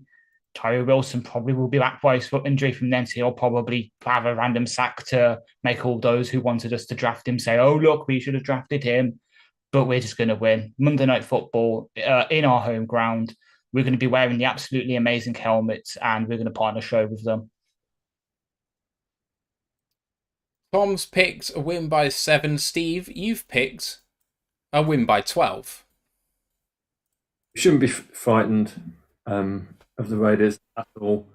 Talking of amazing helmets, I hope that Saul and Decker absolutely slap that idiot Max Crosby about. I hope they absolutely destroy him. I just think this is a game where I think we'll have lost against the Ravens, and I think this is going to be a big statement comeback. Like, let's get the show back on the road before the bye. I want to see Cam Sutton and Kirby Joseph absolutely all over Devontae Adams. I want to win one-on-one battles all over the field, and I think this will be one of our more convincing wins of the season. Ryan, you've picked a win by 7. I do not want to see let's put it this way: if Aidan O'Connell is the quarterback, actually, I lose confidence because it will reek of me for potentially Bailey Zappi scenario. So I want Jimmy G to still be fighting fit by now, so we can end this season and hopefully send him out the league so he can be a poster boy for Abercrombie and Fitch, wherever he's going to be after football. I want to end him. I don't want to have an IR before this game. Like, so, yep, we crossed the board. Max Crosby, good player, bit of a thug, could have a bit of his way, like you say, probably in other fights. But, yep, I see a roster devoid of talent. Outside Devontae Adams, I just don't really care for a lot of their team. I think they're a lot worse off for losing Derek Adams. I mean, Derek Carr. That's Derek Adams is. I was like, I hate most Derek's. Like, yeah. They've got. I think they've got worse overall because they've lost their quarterback. Out of Devontae Adams and Derek Carr, you've made the whitest sounding name of all time. He's the market manager and the ex-Bradford City manager, and he is the most punchable face in the world. We love Derek Barnes. Yeah. Ryan Farden's picked a win like by Derek's. 12, and Ant, you're finishing us off here with a win by 8. Yeah, we're better than the Raiders, and Jimmy Garoppolo, he ain't hood. You know, he's not going to be able to come to Detroit and deal with the grit, to deal with the way we are. We're just going to overwhelm them, and he's going to crumble. You know, like in The Longest Yard when Paul Crewe goes to prison and he's playing basketball against other guys and they just beat the hell out of him. You're not going to win this scenario, but that's what we're going to do to him. We're going to knock him around. We're going to bruise his confidence, and we're just going to have our way with him. I think you could get double-digit sacks in that game against that line, really, with what we've got now. I mean, they could do the same to us with what they have, but yeah, we're just a better team. We're in a better situation. I'm with Ryan. I hope Garoppolo's playing. Aidan O'Connell would probably be a worse situation for us. I think he's probably going to be better at some point, and I want Jimmy playing. His precious self is not going to be able to deal with the Detroit strength. So, yeah, we'll beat them on Monday Night Football in front of the world, and we'll just put down another message that we are for real this year. That means that we've made a clean sweep of this game. 7 of 7. That's our second consensus pick. And it's the first time the fans are all in agreement. They are all going for a win as well. And that brings us to the bye week in week 9. So it's high time to review what we have here. And halfway through the season, you've got the team going 5-3. If this was the result, what would you be thinking right now if you were the Lions? I'd be really happy. Because I think those first 5 games are incredibly difficult and you're going to lose a couple in it. So if I can come out of that with just a couple of defeats in the first 5 in Baltimore, I think I'm in a really good place. I've beaten my 2 bogey teams from last year. I've put down a statement road win. I've had a big win on Monday Night Football. I think that's where you want to be. You know, we sort of come into the trade deadline, that sort of area, and we're on a roll. I think we're going to add to the team then. We're really going to start believing that it's possible, and we're going to run. So I'm ecstatic if we're at 5-3 there. If we're at 500 or worse, I'm going to question this team's mentality to get to the playoffs, because there are too many must-win games in here against teams who are in a similar position. And if we're losing a lot of those, then we're not going to make it. Ryan Farden has us going 6-2. Ryan McCluskey has us going 5-2-1 after starting 2-2-1. So a good run to end the first half of the season, Ryan. Yeah, the games before the bye, the first 3, and then the 6 or 5 6 after the bye are the crucial bread and butter. You look at those 5 games after the bye, and honestly, we could be running the table. So as long as we've got 4 or 5 wins here, I'm all good. At 5-2-1, we at least share a lead of the NFC North, I reckon, at this point, if don't outright have the lead. And I'm pretty happy. Steve, you had a 5-win run in there, but you've gone 6-2. Yeah, I think we need to be 6-2 if we're going to be a playoff team, because I think the second half toughens up.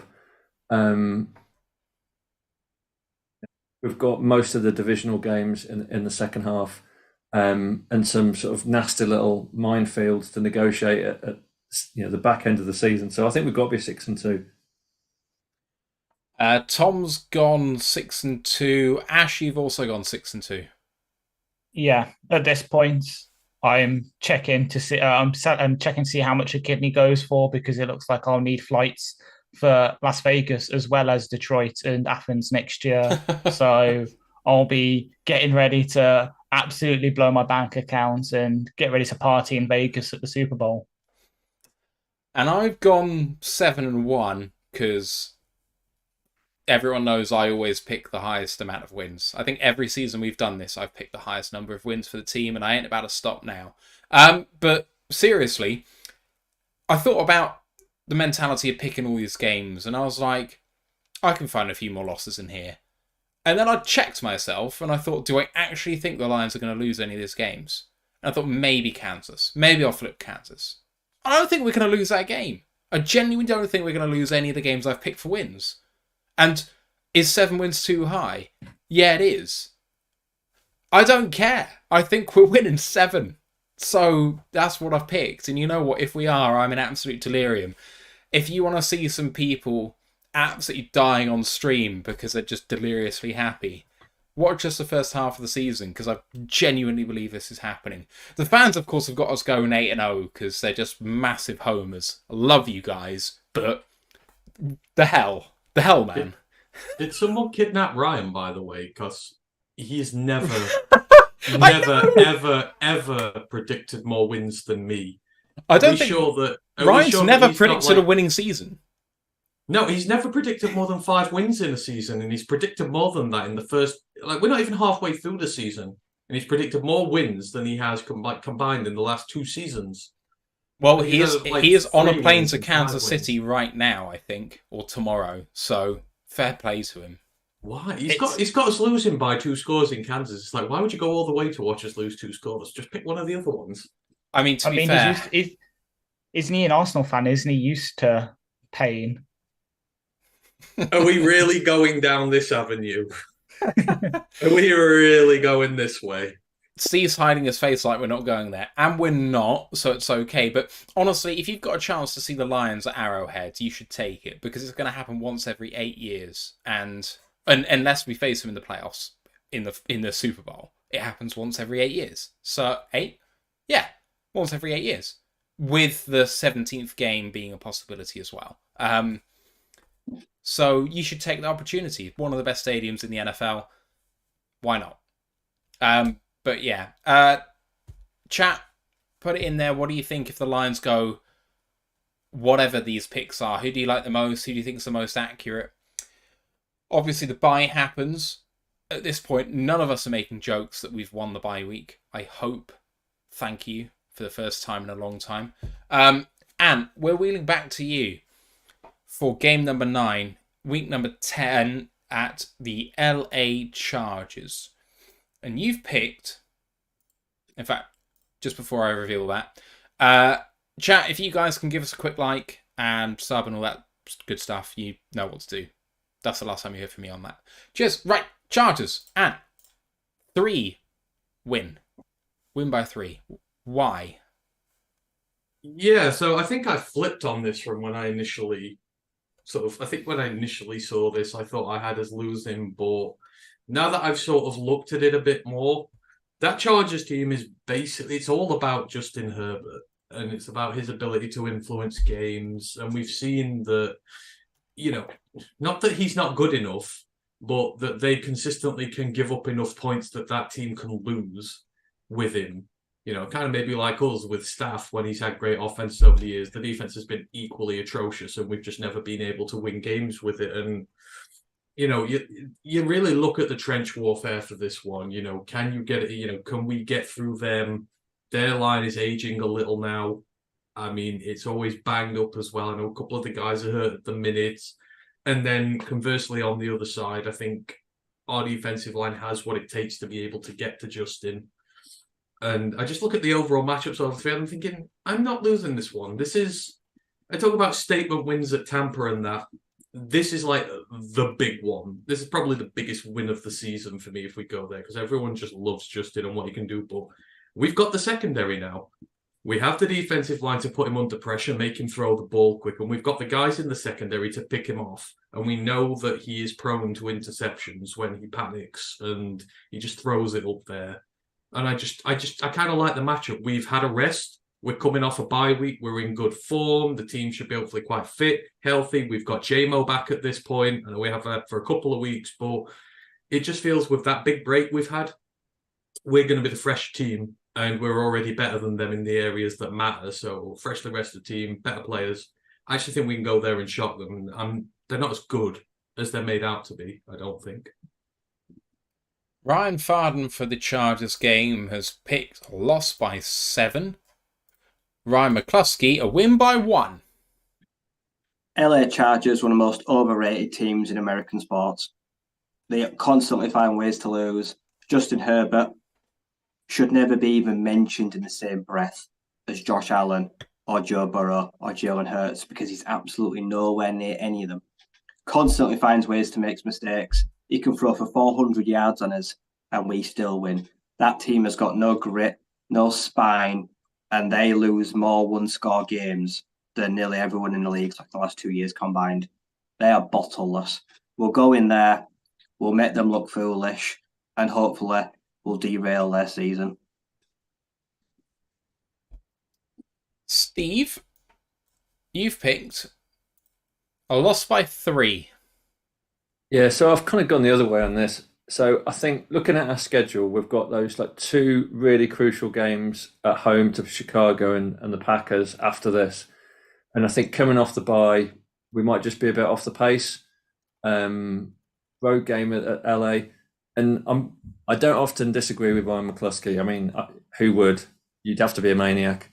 But I think that people have forgotten the potential of Justin Herbert, probably because there's been so much chat in the last couple of years about Josh Allen, how well he's playing, Joe Burrow, Trevor Lawrence. But I think that he's a supremely talented quarterback. I think he had a down year last year. I think he's going to get better this year. I think they've got Quentin Johnson they picked up in the draft, who probably he needs like an extra piece on offense. And I've just got a feeling that I completely agree, Ryan. The Chargers are, constantly find ways to lose games, and they are overrated. But I think this is going to be one of the weeks where they're on fire and they're going to just pip it. Tom Wilkinson, the newly engaged Tom Wilkinson. Congratulations to him and his fiancée. By the way, happened over the weekend, so well done to them. He's picked a loss by 3. I mean, what's she playing at? Ash, you picked a loss by 3 as well. That's 3 losses in a row by 3. Justify yourself. It's a similar reasoning to the Ravens one, but instead of running the ball, it's the passing. So Herbert can move, he can run the ball quite well, and yeah, they've definitely added the pieces, but it's going to be close because despite Brandon Staley being a defensive head coach, he can't seem to get that defense together to save his life. Like, if it goes the other way and we win, it could be that he's gone after it. So I think this is him really on the hot seat, and he pulls out all the tricks in the bag to keep his job alive, and it just pushes them over the edge with the talent in Herbert. I think it's going to be a shootout, and Herbert is a better quarterback than Jared Goff, so they just get the edge. I've picked a win by 2. I just think that coming out the bye, and I think the Chargers come out of Monday Night Football as well. So they're on a short week. We got lots of prep. I think that's going to make the difference in this game. On balance, I think that the Chargers are probably a toss-up with the Lions on equal footing, but it's not on equal footing for those reasons I've just highlighted. Max coming towards the end of his career. Kendricks is coming towards the end of his career. JC Jackson was dog shit last year. Maybe he rebounds, maybe he doesn't. And they'll do it. Injured. Didn't he get arrested? Oh, JC Jackson. Maybe you can correct me. He's technically listed as a starter at the minute, so I don't know. He's not listed as questionable or anything like that, so I can't tell you more than that. But they've got Derwin James and Asante Samuel Jr. on the back end. They've got Joey Bosa. There's a good defense, generally speaking, with somewhat aging, but I just can't look at this Chargers team and respect it. Brandon Staley is like a mid coach to me. I think the fact that people calling for his head is overblown because I think he's bad, but I don't think he can carry this team to heights either. So he'll probably stick around for longer than he should. But I think we eke this one out. We therefore, as a group, have picked a loss for this one, going 3-4 in the predictions. The fans are very close on this one. 62% have voted for a win for the Lions, going 9-0. Will the Lions lose a game this season, according to our viewers? Not sure, but we shall see. First game against the Chicago Bears is next up. Game 10, Week 11 at home, this one. And I have started us off with a win by 4. Now, I'm probably the highest person on the Bears of this group. If I'm not, I'll be very surprised. But I think this Bears team is vying for second place in the North. I'm high on Justin Fields and what he can do. I think that O-line has really improved. I think that it's improved from a low base, but I think they're creeping back towards average. Getting a number 1 receiver is a massive thing for Fields. Maybe it's something he can rely on or something he's been looking for. It pushes their wide receiver 1 last year down to 2, and Darnell Mooney is going to live there very, very well. And the defense has gotten better. It's a young defense. The secondary is good, but the front 4 is a problem, and that's what leads us to victory. Death by running attack for us. and will eke out the win, but it won't be as comfortable as some people want to make it. Ash, you're up, and you've picked a win by 13. I think it will be comfortable. As you said, they've added pieces. DJ Moore can take all the 5-yard screens from 5 yards behind the line as much as he wants, because the offensive line, they've added a right tackle. Everywhere else is still an issue. So we're just going to be living in the backfield. Fields is going to be running for his life. It's going to be like it was last year for them. He might break out a massive run that the Bears Twitter can then hold on to for the rest of the season. But in our own backyard, sort of coming off for me, that loss, feeling a bit energized by it, sort of after letting that slip, we're just going to absolutely come out and maul the Bears. Tom Wilkinson's picked a win by 3. Stephen Collins has picked a win by 7. Yeah, I'm just not so high on this Bears team. Like, this Bears team is in deep rebuild. Like, they're not coming out of it yet. They've added DJ Moore, and maybe Claypool will have a better season than last year. But I can't see where the pass rush is coming from. There's nothing to be afraid of on that Bears defensive line, and I think Goff will have so much time to pass. Jam will be back by then. St. Brown, they're going to absolutely tear up the Bears secondary. I don't think the Bears secondary is as good as people hope it's going to improve to. And I feel like we've kind of got the measure of the Bears at the moment. And I disagree. I don't think they're going to finish second. I think they're still going to be bottom of the division. I don't think they're going to only win 3 games. I think Vegas has got them at 6.5, and I can see them winning, maybe scraping 7 games. But yeah, this should be a comfortable home win. Ryan McCluskey, you've picked a win by 7 as well. I think the Bears have got better. I reckon their weaknesses are easy to see. You go after Darnell Wright. I reckon he's going to have a really rough rookie year. The right tackle. I liked him, but we're going to go after him. And I reckon our defensive line will have learned from last year better containment. This game will probably have more Justin Fields highlights plays. He'll probably do some miracle stuff. He'll make some of the guys look silly, but in the end, we still have enough to neutralise them. Because you mentioned, outside of Dominic Roberson, do they have any pass rush? Can it actually get to our O-line and get to Jared Goff? I don't think they can. I reckon we can pretty much neutralise them, and we can just work out the pocket and pick them off. All right, Ryan Farden has picked for this one a win by 12, and finishing us off here, Anthony Fitzpatrick, you have picked a win by 10. I hate the Bears. I hate the fans. I hate that team. I hate all those players. They have become one of my most tested teams now. And of course, the great guys at Bear Down Report, I remove you from that equation because you are wonderful. But the rest of your fans are insufferable. Never has so much praise been given to a quarterback for doing so little. Goff is a better quarterback than Justin Fields right now. He's done more. He plays better. He's led better teams. He's worked from positions. Everyone goes, he's had nothing to work with. What did Goff have to work with when he came here? He's come to the very antithesis of a team that is building, that he's had no weapons, and he's performed better than Fields has. So I'm not going to hear any of that. Miss me with it. This team is still building. They are known. We've struggled against them for years because of that D-line. What have they done with it? They've got an aging Yannick Ngakoue in there. They've got a couple of mid-DTs out of the draft who, I'm not high on. And they've been struggling in camp by all accounts. At least one of them has. I just expect to absolutely wreck them in the trenches. The interior of that offensive line is poor.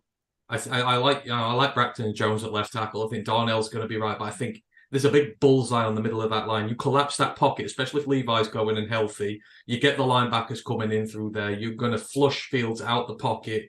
You're going to have to make him break contain. And I think we've now got the speed on the edge. Now that the likes of Houston are out there, we've got guys who can go and hunt him down. We seem to be better in that aspect now. I just think we're going to dominate him, and I just do not rate that team at all. I think they're going to be third if they're lucky, maybe fourth. I've always said this about the Bears. They are the ones we should be absolutely mauling to prove our superiority in this conference. So, yes, double digits. I was probably going to put more, but I'm just being lenient with them this time. The fans by 93% have picked a victory here. The fans have it 10-0. Dare we be one of the few teams to ever go undefeated in the regular season? Well, the fans maybe think yes, which is scary. You're all too hyped, man. We now go to the Green Bay game, second one of that. They're visiting us this time, and we're coming back to you, and you have picked a win by 6.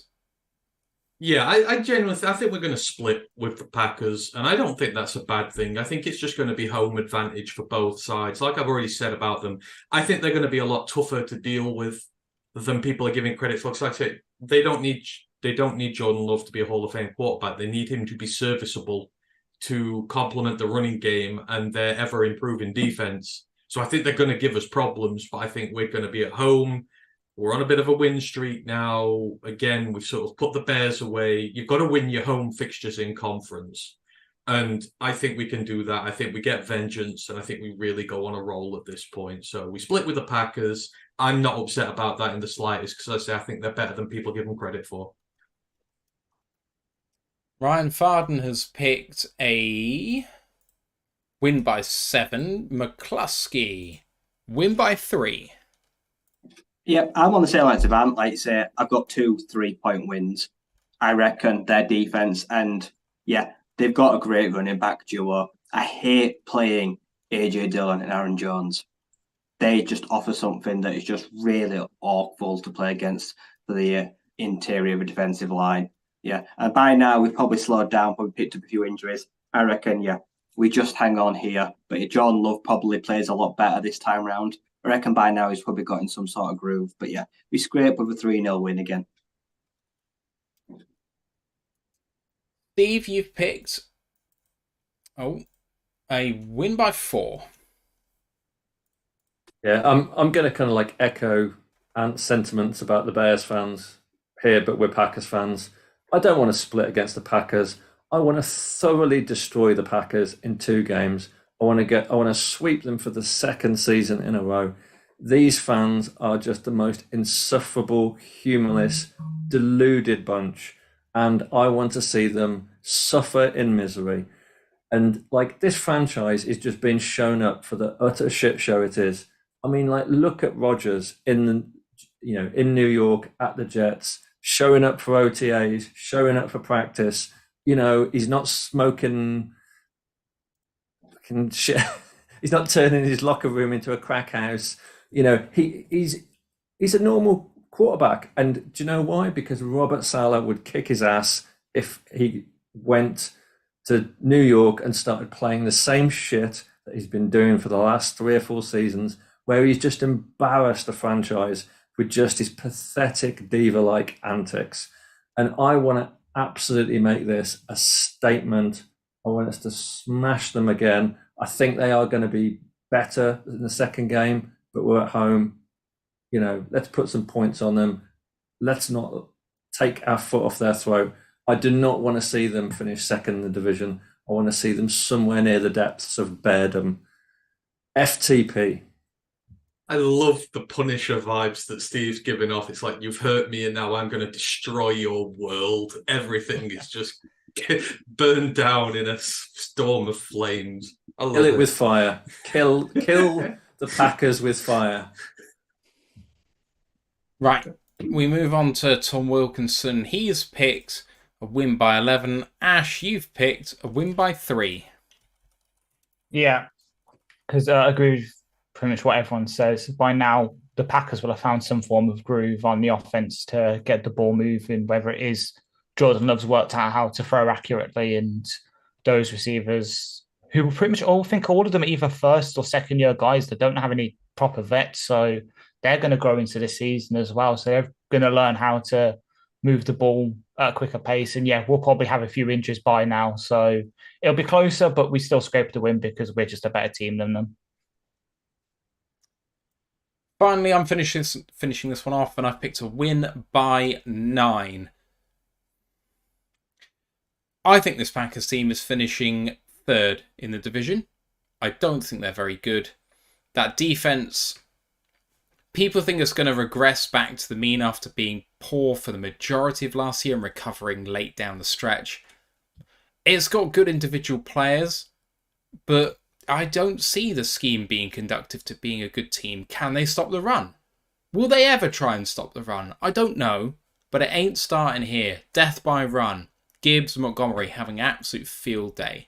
And, you know what, maybe Christian Watson tears us a new one because he's an exceptional wide receiver. But I don't care. We'll still stop them more times than they stop us. And that's going to translate into an absolute pummeling. The fans have picked it 94% in favour of the Lions. They're still undefeated. And we have unanimously picked a win for this one as well. New Orleans at the Saints. And I've picked a win by 5. Now, the Saints are a really interesting team. The Saints have the 2nd easiest strength of schedule in the entire league this season. And some people think that means that they're going to, be on a roll and they'll have a winning mentality and what have you. And maybe Alvin Kamara will be back by this time because God knows how long he's going to be suspended. I can't remember. Is it 4 games or something? 3 games. So he'll very much be in the swing of things right now. The only wide receiver worth the salt they have is Michael Thomas. Chris Olave? Yes, sorry. My bad. Good, man. My bad. Chris Olave is very good. But Michael Thomas is still... Okay, look at fantasy. Thomas I still think is wide receiver 1 in terms of the projected stats that they're going to have for this team. It's like, are you dreaming? Like, your guy hasn't played in 3 years. And defensively, it's aging. And I don't have confidence in it. I don't have confidence in their head coach. I don't think it's going to go well for them. I can see them, despite the good, favourable schedule, coming up against the Lions team ready to hit him in the mouth. And they won't be able to deal with it. They just won't have seen this season because they're playing awful quarterbacks pretty much all season. It's a joke. So this Saints team could be like, what week are we in? 13. So they've played 12 games by this point. They could be 9-3, 10-2 with the teams that they're facing, but they're still not a good team. And I think we're going to destroy them. Ash, you've picked win by 3. Yeah, I think I'm a bit more bullish on the defense. So they've got some decent pieces. Like Paulson Debo's underrated as a cornerback, in my opinion. He's pretty damn good. Lattimore, he's facing a big name team now. If we can call ourselves that, he's going to turn up because that's all he seems to do is if it's a big game, he'll turn up. If not, he allows 150 yards and 2 touchdowns. So he'll probably turn up. And I can see Olave really connecting with Derek Carr. I see he seems to be the kind of wide receiver that Carr really likes. And obviously by then Kamara will be back. So I think the offense can probably be back to what it is. But at the same time, we are better, as you said. They've got the easiest one of the easiest strength schedules in the league because they're playing in their division. I won't be surprised if that entire division is in the bottom, is in the top half of easiest strength schedules because they're all just going to take wins off each other. So we're going to get the win, but because it's in their place and Carr is a decent quarterback when he's in the role, I can see it being kind of close, but then we win. All right. Tom Wilkinson's picked a win by 4. Steve and Collins picked a loss by 2. So every year we have one game where we just, I don't know, it looks like the roster's never met each other before and they've just turned up to play. And it was the Panthers last year. I think it was the Patriots the year before. Year before that was probably most of the schedule. But I kind of just think that there's going to be one game that we should win against a team that's mid, if that. And I think this is one. I think the Saints are a bit of a surprise package. It's never a good place to go and play away in New Orleans. I think things are going to go wrong. We're going to make mistakes. Someone's going to miss a field goal. Someone's going to fumble. And I think that it's going to be this week. Week number 13. There you go. Ryan McCluskey, you've picked a loss by 3. I'm along the same things as Steve. This is the banana skin week. This is the week where, like I say, we're sandwiched in between road games. It's a long trip. A bad week at the office, fatigue. And also, Derek Carr is miles better than Winston, Dalton, Ian Buck, Taysom Hill, and every other tit they've had at quarterback for the last 2 or 3 years. Carr genuinely makes them a threat. And I think this will be the week where maybe he picks it on us and we do struggle to contain them. Like I say, Kamara could be full rolling now. The Saints could be for a surprise package this year. So, yeah, this will be one where we have chances to win, but ultimately we let them slip. Ryan Farden has picked a win by 3, and Anthony Fitzpatrick finishing this week off. You've picked a win by 3 as well. Yeah. For me, the Saints are the biggest frauds in this league. They are still living off the Drew Brees days. They have done nothing to earn fear these last few years. They've been playing in a shitty conference with a load of bad teams, and they still can't make the playoffs. But everyone's like, oh, yeah, they're the Saints. Well, the Drew Brees is gone. Peyton's gone. You don't have those guys there anymore who elevated you to the great team that you used to be. You are a shell of what you used to be. And Carr, for me, doesn't move the needle. Carr ain't Stafford. He ain't going to go to a new team and just absolutely light it up and, turn them from a mediocre team into a big playoff team. I mean, they might make the playoffs because that conference is awful, but I have no fear going to that stadium anymore because they don't deserve it. They've not earned the right to be feared that way. And I think we can go in. I think we can shock them. Again, they're good on the line, on the offensive line anyhow. It's going to be, getting to Carr is going to be an issue. But I think that we can. And then on the flip side of it, there's a lot of young guys in there. Isaiah Foskey's there. We know how dangerous he can be. Cam Jordan's obviously been doing it for years. But you get into the second and third layers and you think, there's mismatches to be had there. Like I said, we got J-Mo back at this point. We've got a whole plethora of weapons available I think you can use against them. I think we can go there. And again, I wouldn't even call it a shocking win at this point. It's going to be tough, don't get me wrong. But certainly they are not, they're not deserving of being feared. So I think we can go and win. Quite interesting to see their depth chart and see that their backups on the defensive line are Peyton Turner, Brian Brzee, and Isaiah Foskey, which is a group of defenders who had some hype, but also I just don't have any confidence are going to be big parts going forward in their career. Is an interesting having a look at their depth chart. The fans, what will they have picked? I have no idea. They picked 69% in favour of a win. So we'll have to chalk that up. I think we should have asked the fans. Yeah, this has been a mistake. We're going 17-0 here. Isn't it nice? Isn't it nice though? People are thinking, because I reckon everyone's got their own. Some people will have put losses in there, but will be going against the overwhelming majority. But I think everyone will have 3, 4, 5 losses in there. They're just thinking different games. So, but it's nice to see this level of optimism for a change.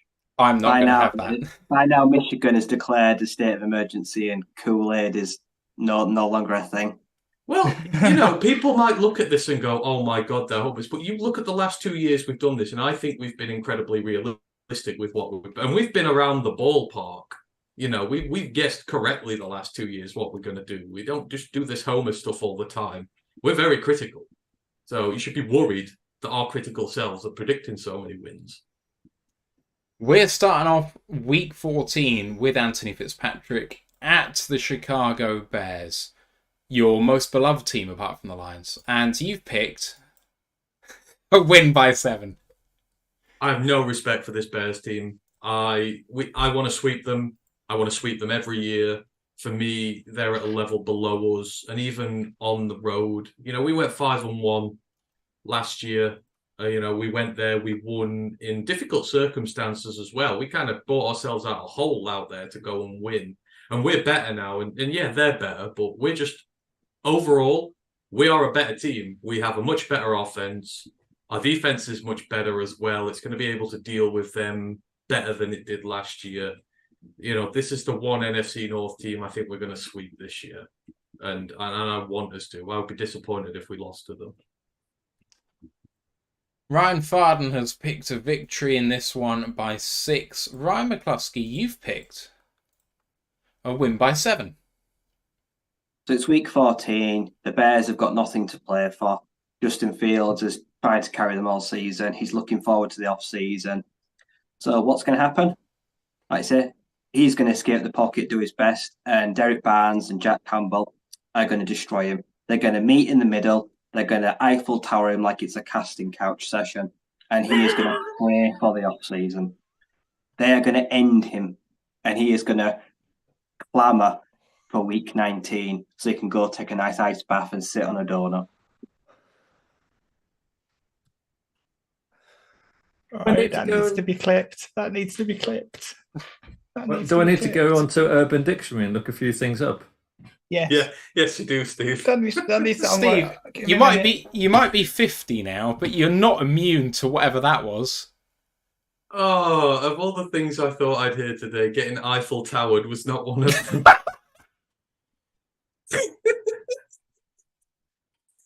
I agree with the sentiment, though. It's like we need to show who's boss around here, and we need to lay down some beatings on these other NFC North teams, and this is the team to do it. So it's just the Bears have been so insufferable with how good they think they're going to be, so they're the ones who are going to cop it the worst.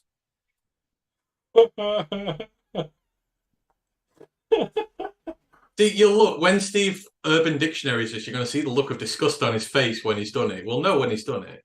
It's going to be there like. I'm going to wait till after the podcast because I just fear that. Roar of the Lions after dark. On this browser. Hear the words.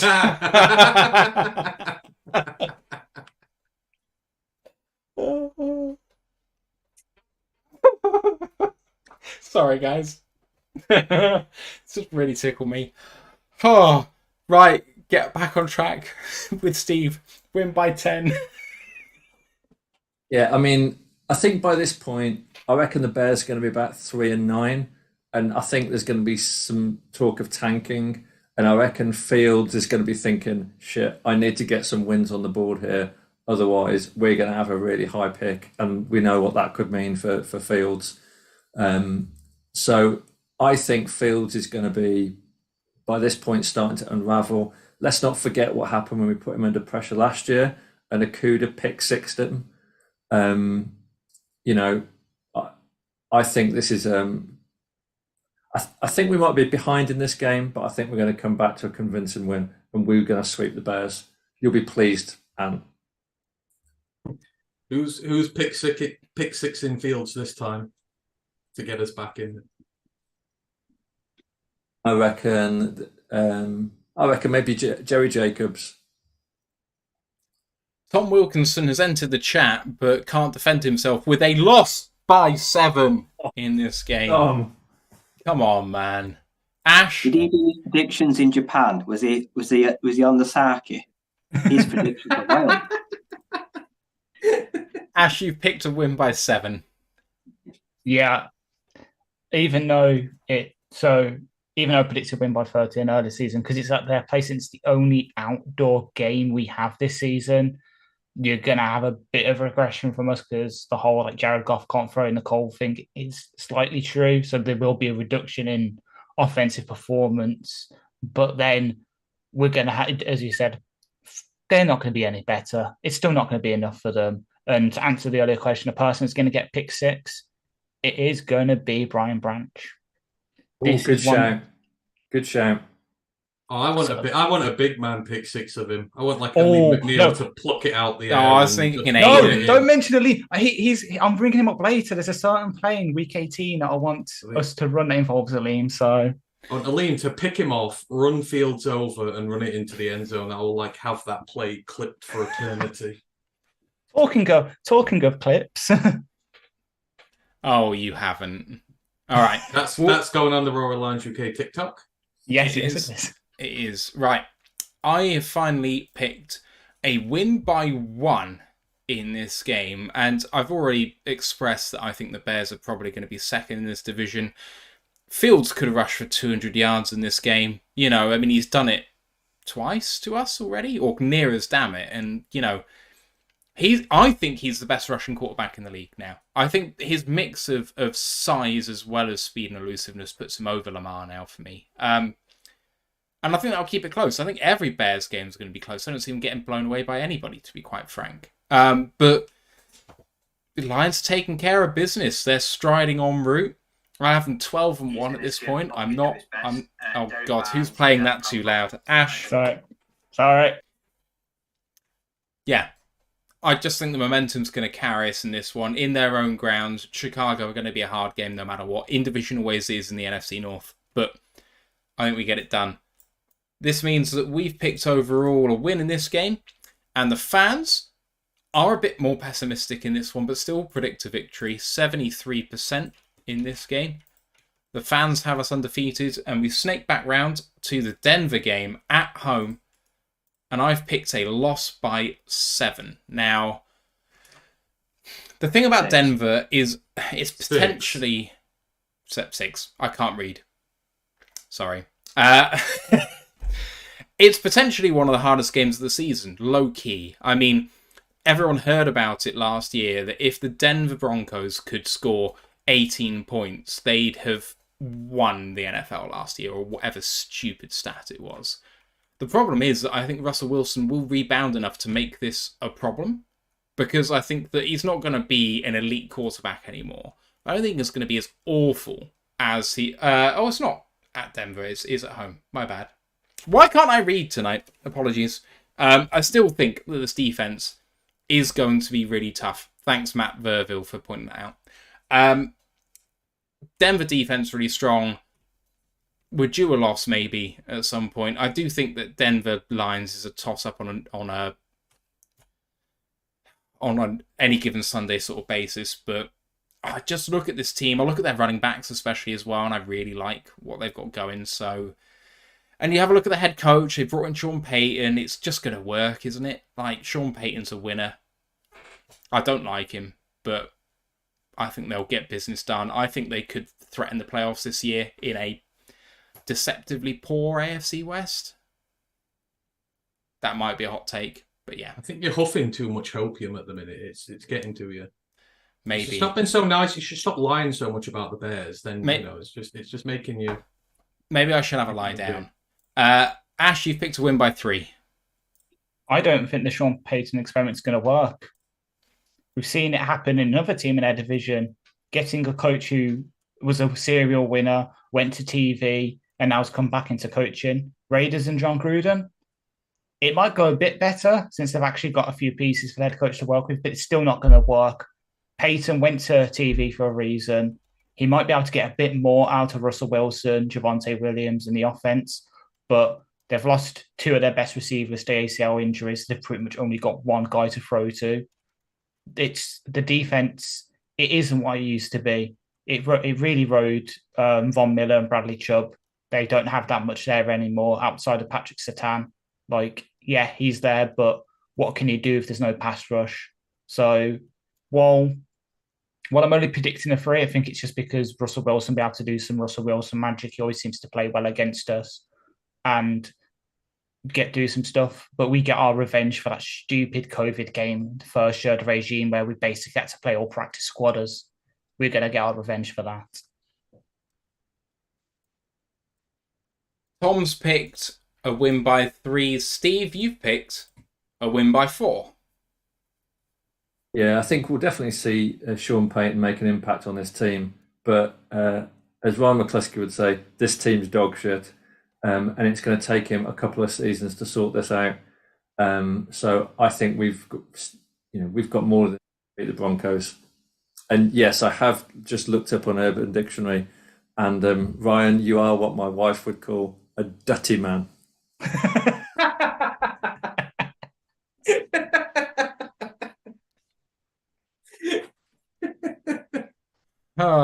Ryan McCluskey. That's my favourite word in the English dictionary, Stephen. You have just said it. I appreciate that so much. But you got to do the Scottish accent. Just even duttier.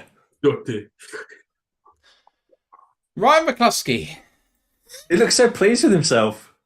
He is. He knows when he's got a good one, doesn't he? He's just like, he sits there and just... You know what you've done, Repluski. You know what you've done. You've picked a win by 3. See, I think this will be a deceptively hard game. Like I say, I think their defense will give our offense one of its worst performances of the season. I reckon they will stifle us, they will annoy us. But on the flip side, this will be just one of those games that adds to the Russell Wilson two-stepping out of Denver quicker than you can say one ride Tiara hashtag. Like I say, this will be one of the games where the fans just finally give up on him, and it'll be a few games from the experiment coming to an end. It'll be an ugly game. This will be like 13-10. This will not be a feast. I reckon both defenses will just stifle one another into submission. Their offense is loaded. I just don't see this, but cool. Ryan Farden has picked a win by 3, and Ant, you're finishing us off, and it's a win by 9 for you. Ryan's definitely been kidnapped, and I think we should send someone out to look for him. I'm concerned about him that he's not on the flight to Kansas. But yeah, I mean, for me, I think people go, oh yeah, God knows how many I've won in a row now. But the Denver Broncos, everything about them it's the past. The Broncos as an organization are has-beens. They are not the Super Bowl team anymore of yesteryear. Russell Wilson is more of a has-been now. He's not the same guy who led the Seahawks to Super Bowls, who did all that wonderful stuff with them. Peyton, whilst he's a genius, he's not got Drew Brees with him anymore. This is NFL past.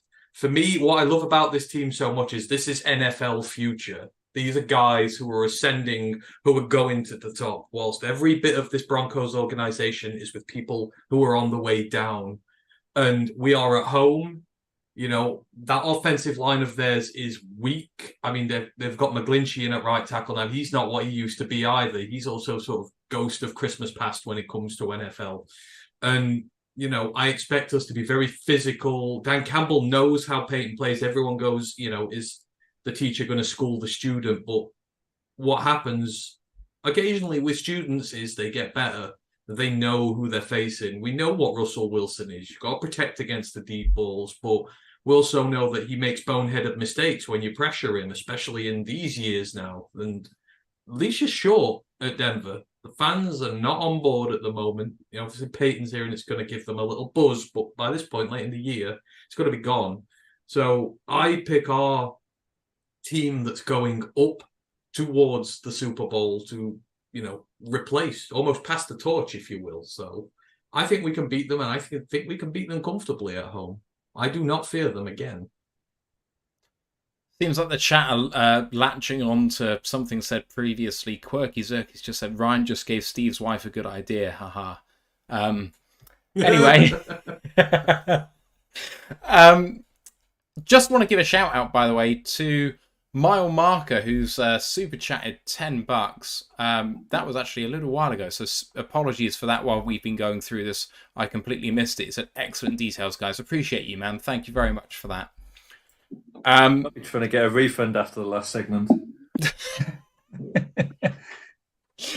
Oh, man. Right. In that game, we conclusively 6-1 picked to win. The fans also picked to win by 84%. At Minnesota kicks off week 16, game 15 for the Lions. Anthony Fitzpatrick, you predicted a loss by 8. Yeah. So I think it's like with the Packers. I think we'll split with the Vikings because, you know, I critique where they're at. They've really put themselves in a corner when it comes to what they're doing at quarterback with Kirk and, you know, the future. But what they're doing is they're trying to win now. You know, the investment in TJ, the investment that's coming in Justin Jefferson. Kirk, for as much as I think he's fraudulently overrated, which he is, can run an offense. They've got a good line there, especially at the tackles. You know, you're going to struggle to get at him. He's going to do his play action stuff. You know, I just think it's something that we are going to struggle to break down again. We did last year. We should have won that game, really, but I think the Vikings are a decent enough team that they're going to win one against us, and we just do not have happy memories going there. And I think it's going to be the same again. Jefferson's just as good as you're going to get. That offense is going to put up points, and the defense is not that great. But I figure this might be a bit more of a shootout, and we might just lose it. So, yeah, the Vikings we're going to split with. I think we're going to struggle there, but we've won a lot in a row. At some point, you're going to have a bad day, and I think it's going to be against them at their place.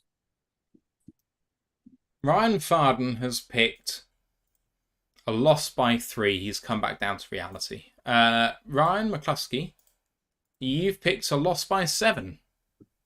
Yeah, so we're down to the hardest stretch of the season now. These 3 games could have a huge defining impact. We're probably in the race. Well, currently I've got us in the race for the number 1 NFC pick because we've already got 10 wins. We're battling, like say, to win the NFC North, but fatigue kicks in here. We go on the road to a rival and we fall short. Like I say, we're looking too far ahead. Pressure's building now towards the end of the year. And yeah, we're trumped by the Vikings. And like I say, it's going to be a hard one to take on the road, but I feel like we fall short here. A lot is going to be on the line here. Come on, we're going to get you outside. Just stay still. And while we listen to Ant deal with a pesky pet, I think that's what it is. I hope it's not anything else. We move on to Steve. And at Minnesota, you've picked a loss by 3. Yeah, so I'm going to take issue with, I think, something you said, Matt, earlier when you said that you thought the Vikings are going to finish 4th in the division. And I completely understand. I think it was 11 games last year that were 1-score games that they won. But I think last year it was Kevin O'Connell's first year in offense. And I don't know if any of you guys watched the quarterback program and like the Cousins segments, but Cousins admitted that he didn't really have much a clue with what was going on in the offense till about week 8 before it started to click. And you saw so many plays break down. You saw him take so much damage, sacks. O-line was all over the place. Like, that offense was not clicking. And yet they still finished at 13-4 last season. And this is a team with some really, really good players. And yeah, you've got Jefferson. Hockenson's a great pass catcher. I think Jordan Addison's going to be an upgrade on Adam Thielen. And I think this offense is going to improve in the second year. They're going to be more coherent. But probably the biggest thing is that the thing that derailed their season, particularly against the Giants in the playoffs, was the defense, because the defense just deteriorated into absolutely fucking awful. But they brought on Brian Flores, and let's not forget what Flores did with the Dolphins. The Dolphins' defense was an absolute joke. It was one of the most powder puff, weak defenses in the entire NFL, season after season. And Flores took that defense and took it from 30th to, I think it was like 15th and then 12th after a couple of seasons. Flores is no joke, and he's picked up a couple of pieces. They've got Marcus Davenport from the Saints. They've got, I think, Byron Murphy from the Cardinals. And they've drafted fairly heavily on defense. And I just think people are going to underestimate the Vikings, and people are saying they're going to fall off and there's going to be this huge drop from 1st to 4th. It's not going to happen. They're going to be up there in contention to the end. And I think they're going to shade us in this game at home. Tom's picked a loss by 4 to continue the 0-5 streak now for picks for the boys. Ash, you've picked a loss by 3. What is going on? It's Christmas Eve. We're going to their place. They have a really good home atmosphere, and yeah, the offense has pretty much stayed level. They've lost some pieces, obviously, with Thielen going to Panthers. He's a good possession receiver. Addison's a bit different. He's a bit more for you route runner, so they might lose some of the physicality. So Jerry could play a big role there. They've lost Dalvin Cook, obviously, to the Jets, but Madison always seems to run well against us. It's their own ground. Their offense is still good. Their defense is aging, but it's still got a few pieces there. They just about edge it this time. And to round it all off, I found a new fraudulent team. It's the same as the old fraudulent team, and that is the Minnesota Vikings. This is going to be a win for the Lions by 3. And I have a look at the depth chart for Minnesota, and I have a look at how much they rely on the running game for their success. And they have done for so long, because Dalvin Cook weaved wonders for that team against dog shit offensive line. It continues to be absolute dross. And now they've got Alexander Mattison being their lead back for the entire season. Like, that is awful for a team that relies on play action passing quite as much as they do. Justin Jefferson's terrifying, sure. But this defense is young, for the most part, inexperienced. Byron Murphy's a good pickup, but they drafted Seen and Booth high because of draft trades that we did with them. Neither of them are starting. It's not been successful. They're starting Brian Asamoah. He's fine. Danielle Hunter's a great player, yes. But overall, this team has enough holes in it that I can see them completely dropping the ball this season. Like, really, really badly regressing to perhaps worse than they should have been last year. And I mean, like, losing as many one-score games as they did in the previous year. I don't think in a sort of, they had all the luck last time, so they're going to get all the bad luck this time. Not in that sort of way, but because it's what they deserve as a team. They're just not that good. And Kirk Cousins isn't that good. And I think winning... fourth amount of yards of any quarterback last season. Yeah, but that's because they were playing from behind pretty much every game that they had to start throwing the ball. Like, the game where they came back from 28 to nothing down or whatever it was like Kirk Cousins behaving like a maniac, throwing it into double coverage, and it just worked every time. Like, they had lightning in a bottle multiple times that season. Now, I don't think you can base Cousins' yards as a realistic barometer of how good he was as a player. There. And don't forget that the only reason why they were constantly in one-score games was because the defense was so bad.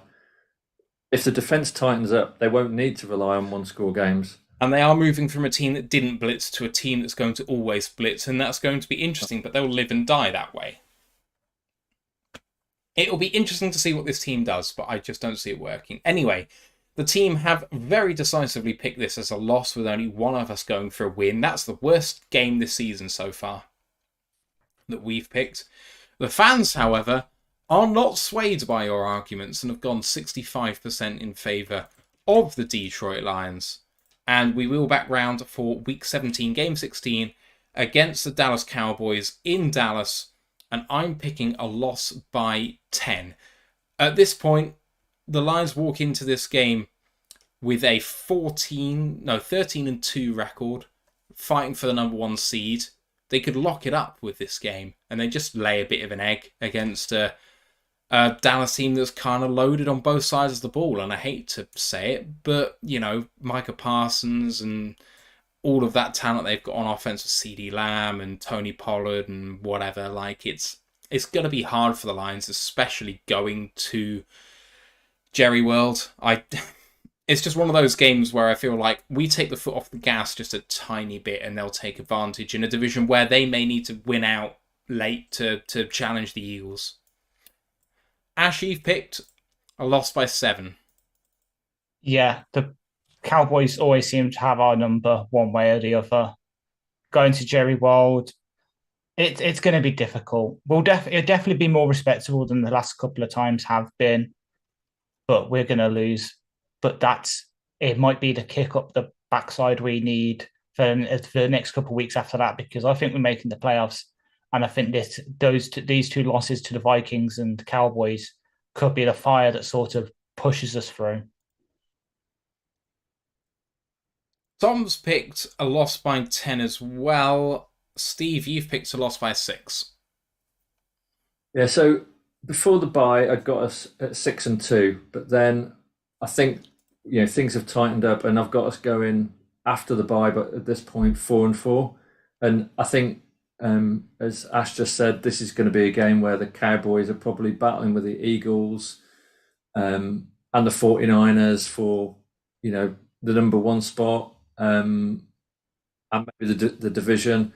And I think Micah Parsons, a pretty decent defense. I just think, and I think we might be carrying a few injuries by this point. We've just come off a difficult game to Minnesota, and I think the Cowboys are going to take this one. Ryan McCluskey, you've picked a loss by 10 as well. Yep, recent memory. Playing Cowboys, we suck. And you know what? This week, we play terrible and we make Dak look like prime Shedeur Sanders. And I reckon they go ham on us on offense. I reckon CeeDee Lamb probably runs amok on there. That just takes over our secondary and we just have a really bad day at the office. Ryan Farden has picked a loss by 12. He's well back on the train of consecutive losses for the first time this season. And Ant, finally, for week 17, you've picked at Dallas a loss by 10. Yeah, the only way the NFL will let us win a game at Jerry World is if we all agree to sacrifice our firstborn children, or we have to give our soul to Lucifer. There's no other way you can do it. You have to make a sacrifice that you don't want him to win there. He's just we don't do well there. They're a good team, and it's just I just feel like it's a step too far. As much as I want to believe that we could compete there, I just don't see it happening. So yeah, we're getting to the end of the season. We're starting to rest some guys. We're getting a little jittery because we're going to the playoffs. We're in good form. I just think you're going to have that little bit of a where you just question yourself a little bit, and this is the point where it's going to be. So for the first time this year, the boys have decisively and unanimously picked a loss. Unfortunately for us, the fans have picked they've picked a loss as well. 54%. The Lions do not go unbeaten. Unbelievable. Pipped at the post at 15-0. 15-0 and we go 15-1. It's not just bots voting. Right. The final game, folks. We are going versus Minnesota, and in the chat, I'd love to hear what you think about what we've predicted so far at the end of all of this. Who do you think is going to be the closest to what reality is? What picks you like that you perhaps didn't expect? Explanations, all of that jazz. We're also going to pick the NFL season awards at the end of this very, very quickly, just off the top of our heads. So bear that in mind too. Give us your thoughts for MVP, offensive, defensive players of the year, rookie, offensive, defensive players of the year, coach of the year, comeback player, all that sort of jazz. As we go down week 18 and versus Minnesota, and at the moment you've got 5 losses on the schedule, so we're 11-5. Although he's disappeared. Ant, are you there? Yeah, I'm here. 11-5, and finally you win here versus Minnesota. 7-point win. 12-5 you finish up. Yeah, we split with the Vikings. Like I say, I think they'll just get the better of us at their place. We'll come into the last game of the season, fervent home atmosphere, getting ready to go to the playoffs, and we'll finish with a bang. We'll take them down, and we'll take everything the North. We'll win our first title in God knows how long. It's going to be great. Yeah, I think we just have that little bit of doubt, but we'll finish off the season strong, ready to go into the playoffs. Ryan Farden finishes things off with a victory by 1. He also picks 12 wins. Just want to let that sink in. If you don't know Ryan Farden, because he hasn't been on for a while, he's realistic, shall we say. But yeah, there we go. Ryan McCluskey, you're finishing off with a victory by 3. You've picked 11, 5, and 1. Yep. I like to think of myself as the realistic one. That's how I like to see myself. But yeah, no, this is a game where both teams are looking past it, probably both looking towards the postseason. It's going to be a party at Ford Field, and the fans carry the Lions just over the finishing line. But both teams not the best. I like to say some guys maybe sat, like say, injuries, fatigue. They may be thinking more about the postseason. So you may not see two strengths full strength.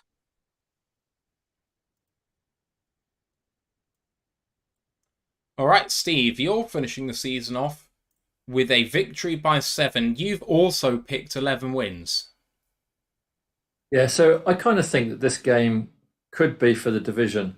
Like, I think the Lions will be 10-6, and I wonder whether like the Vikings might be 10-6 or maybe 9-7 at this point.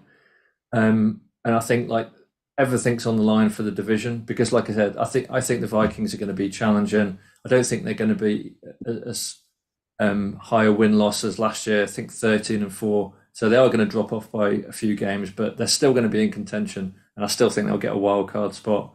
So yeah, I think it's all going to be on the line. But like they shaded it at their place, I think we've got enough to take this game at our place. I think we'll have maybe if Flores has sprung some defensive surprises on us in week 16, we'll have been able to readjust. I trust Ben Johnson. I think he's going to scheme something really nice, and we're going to take it, and we're going to clinch the division title for the first time since 93. 93. Right, we now move to Tom Wilkinson. He finishes off, if I can actually manage the spreadsheet correctly, with a win by 7 as well. And he also has 11 wins. Ash, you have picked a win by 7. You've picked 12 wins. Yeah. I think it will be for the division, and Ben Johnson will draw something up. I'm hoping he will finally answer my prayers, and I will finally get to witness the Aleem McNeil fullback dive I have been hoping for the past 2 years to win the division. It's 4th and 1, 5 seconds left on the clock. If we score, we win the division, secure the number 3 seed in the NFC. Out trots Twinkle Toes himself, who takes the handoff, dives over the pile, and scores for the victory. And we will celebrate like hell. And we will win the division for the first time in my lifetime. I was just but a twinkle in my father's eye the last time we won this division, and I will finally win it. And finishing us off, I have picked a win by 6. I've already mentioned my thoughts on the Cowboys. You don't need to hear them. The Vikings. You don't need to hear them any further. The only thing you do need to know is that unfortunately this win confines the Vikings to a top 4 pick in the NFL. And that means that Cousins gets adequately replaced, unfortunately, and rebounds this team instantly in year 1 next year to be a fundamentally sound team with a rookie quarterback and pretty good building blocks. It does mean that we win 14 games and clinch the number 1 seed in the NFC and home field advantage all the way through the playoffs. The fans have also picked a win in this game by 93%. They've picked us to go 16-1. Boys, we've got a range from 11 to 14. We've got an average victory of 12. The points margin ranges from 21 by Ryan McCluskey to 85 for me, but that's not surprising given how many more wins I've given us. What do you think of the overall picture? Is any of this success? Like, is 11 wins success? Not put your losses in as minuses either, Matt, in your spreadsheet. Oh, thank you. My bad. Good job you're not an accountant or anything. Yeah, God, my clients would hate it if I could not add up or anything, 61. Thank you. Right. Anyway, does the minimum of this count as success? I think even 10 wins could be success if it wins us the division, which it actually might, considering how the division is. Anything where we are making that next step from just missing the playoffs and now making it could be seen as success and progress, especially if it means then that we win a playoff game because we get drawn against the winner of the NFC South, for instance.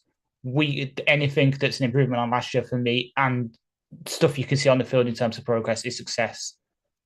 I'd take 8-1 if you won the NFC North to just get a crack at winning a playoff game. All I care about is the postseason. I actually don't care how we get there in the slightest.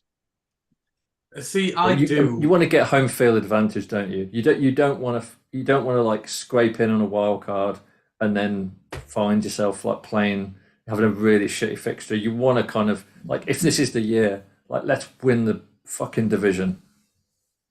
See, I mean, for me, it's all about toppling dominoes here, and you've got to do it one by one. So the first one that's got to go is winning the NFC North.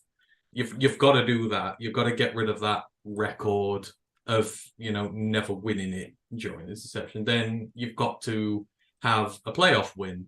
That's the next domino to fall. And then you've got to get to the NFC Championship. That's the next domino to fall. And then to the Super Bowl. And this year, it's about starting to tick those dominoes off. The first one is the NFC North. If we finished second in the NFC North and lost a playoff game, I would consider that a huge failure this season because we've not toppled the domino. We've finished second in the division. We've not won a playoff game. We're still the same old team that we were before. So you have to show some sort of tangible progress. So winning the division is it's a non-compromise thing. You've got to do it. Doesn't matter how many wins. I don't really care about the wins. If 8 or 9 wins it, fine. So be it. But you've got to finish top because you've got to get that off your back. And then it's all about winning the playoff game after. And let's say if you do the home game this year, then you've got a chance to topple 2 dominoes in a season. But it's just all about making that steady progress. So winning the division is the big thing, and then we'll just take it from there. You've got to get that monkey off your back. You just have to. All right, let's get to the season awards predictions. Anyone got anything interesting for MVP? I'm going to go with Trevor Lawrence. Ooh, I love it. I can see it. I love it. I think when you look at his progression last year, and I think he's got a better team this year as well. Like, he was throwing some really, really nice balls at the end of last season. And I think he's going to carry on in that vein. And I think he's going to be the best quarterback in the AFC. Patty Mahomes. I got Josh Allen. I mean, did you expect anything else? He rebounds from what was a down year for him, which was actually still pretty good. And no, it wasn't. It was. No, if you look at the advanced statistics, he was absolutely fine.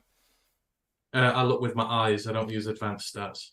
Well, I looked with my eyes as well. He was absolutely fine. You didn't. You were not very complimentary to him last year. No, I wasn't. You're right. I'm coping. Coping. I can't say it. I've got copium with Josh Allen. Copium. That's it. What about offensive player of the year? Aaron Rodgers. Oh, what? Fuck's sake. Yep. Get the fuck out. We're not flipping. We're not flipping that. He's coming back with a filthy swag, and he is going to have that Jets offense humming like like Steve's local brass band. You could have said it. I don't live in Yorkshire. I mean, like the world's, like the Queen's private bagpiper. That's actually a quite apt. That is an apt comparison. That is, because bagpipes are awful to listen to and just make you want to claw your ears off. Whereas Aaron Rodgers makes you want to tear your eyes out and everything. That's quite an apt thing. That is. They're both annoying. He's gonna have a huge year. So I'm not gonna agree with Ryan, but I think it's going to be Garrett Wilson, because I think with Rodgers thrown to him, I think Garrett Wilson's going to have like a real breakout. I'm going to go CMC for me. Run CMC for me. McCaffrey, fully healthy. Whoever's under center for them, Purdy, and that they're really going to rely on him. They're going to run the ball with him as well outside zone. I think he could 1,400 rushing yards and then like another 800 receiving yards. He's going to be an absolute weapon for the NFC's number 1 seed 49ers. Jahmyr Gibbs, when he has 1,800 total yards this season, takes us into the playoffs.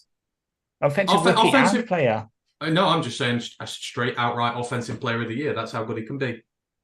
And when we get to the playoffs, I think one of our team might be Amon-Ra. I honestly do believe that he can win it. He is that special. I'm going Jamar Chase. Just love the connection between him and Burrow. I think that they're going to dominate that division, and I think it'll be because of them. And they can't keep ignoring Chase for this award. So, defensive player? Nick Bosa. No one has got anything approved Mike right now. In the contract negotiations, he's not happy. He needs to show them either that he's worth it or what they're missing. If he stays healthy and plays 17 games, he's going to fuck shit up, his Bosa. Aiden Hutchinson. Hutchinson is going to absolutely feast this year. Micah Parsons, he's going to have a stupidly good year, and his contract is going to be one of the biggest of all time for a player who's not a quarterback. It's going to be stupidly huge after the year he has. I'm going to concur with Ant. Yeah, Micah Parsons is the pick for me. I was heavily against drafting him. I wouldn't draft him in a do-over with the information I had at the time. But he's incredible as a pass rusher. Where are we at? Offensive Rookie of the Year. Bryce Young. Panthers win the division, so he gets it because he's sort of the best rookie QB. Bijan. I think he's going to eat. I think he's going to eat at Atlanta. I know they've got Aligier there, but I still think he's going to eat, and they could win that division, so that'll hold him instead. He'll have 1,000-yard season for sure and more. I think Bijan as well. Yeah, I'm with you. Bijan. Defensive Rookie of the Year. I've got a spicy one. I'm wondering whether it's going to be Weatherspoon at Seahawks, which will be gutting. He's hurt right now, though. I don't know if he's going to play that much to start with. Yeah. Tyree Wilson. Oh, Ryan. Oh, Jesus. Oh. In a similar vein, BJ Ojolari for the Cardinals. And that's why I say it's spicy. He's the only edge rusher they've got, and you look at the Rams O-line, Seattle's is okay, 49ers isn't what it is anymore, and they do play some easier teams. He could legit, for me, I think he could have a 12-13 sack season. I am reading through the draft. I'm looking through, trying to find someone that I think is any good. I mean, we're ignoring Will Anderson here. Will Anderson's going to win. Will Anderson, yeah. Will Anderson and Brian. Will Anderson's going to eat at the Texans. I'm going to go homer here. Jack Campbell. Brian. Oh. Bring it home. I mean, Defensive Rookie of the Year used to be all about tackles, and maybe Jack Campbell can make it again in a field of people where I don't believe anyone's going to really set the world alight. Will Anderson could get 6 or 7 sacks. Well done. But my offensive Rookie of the Year, I forgot to say it, is CJ Stroud. I actually think he's going to play lights out, even if the Texans suck. And I'm not going to do any more awards beyond this, but Coach of the Year, what do you think? Dan. I mean, I picked 14 wins, so it's Dan.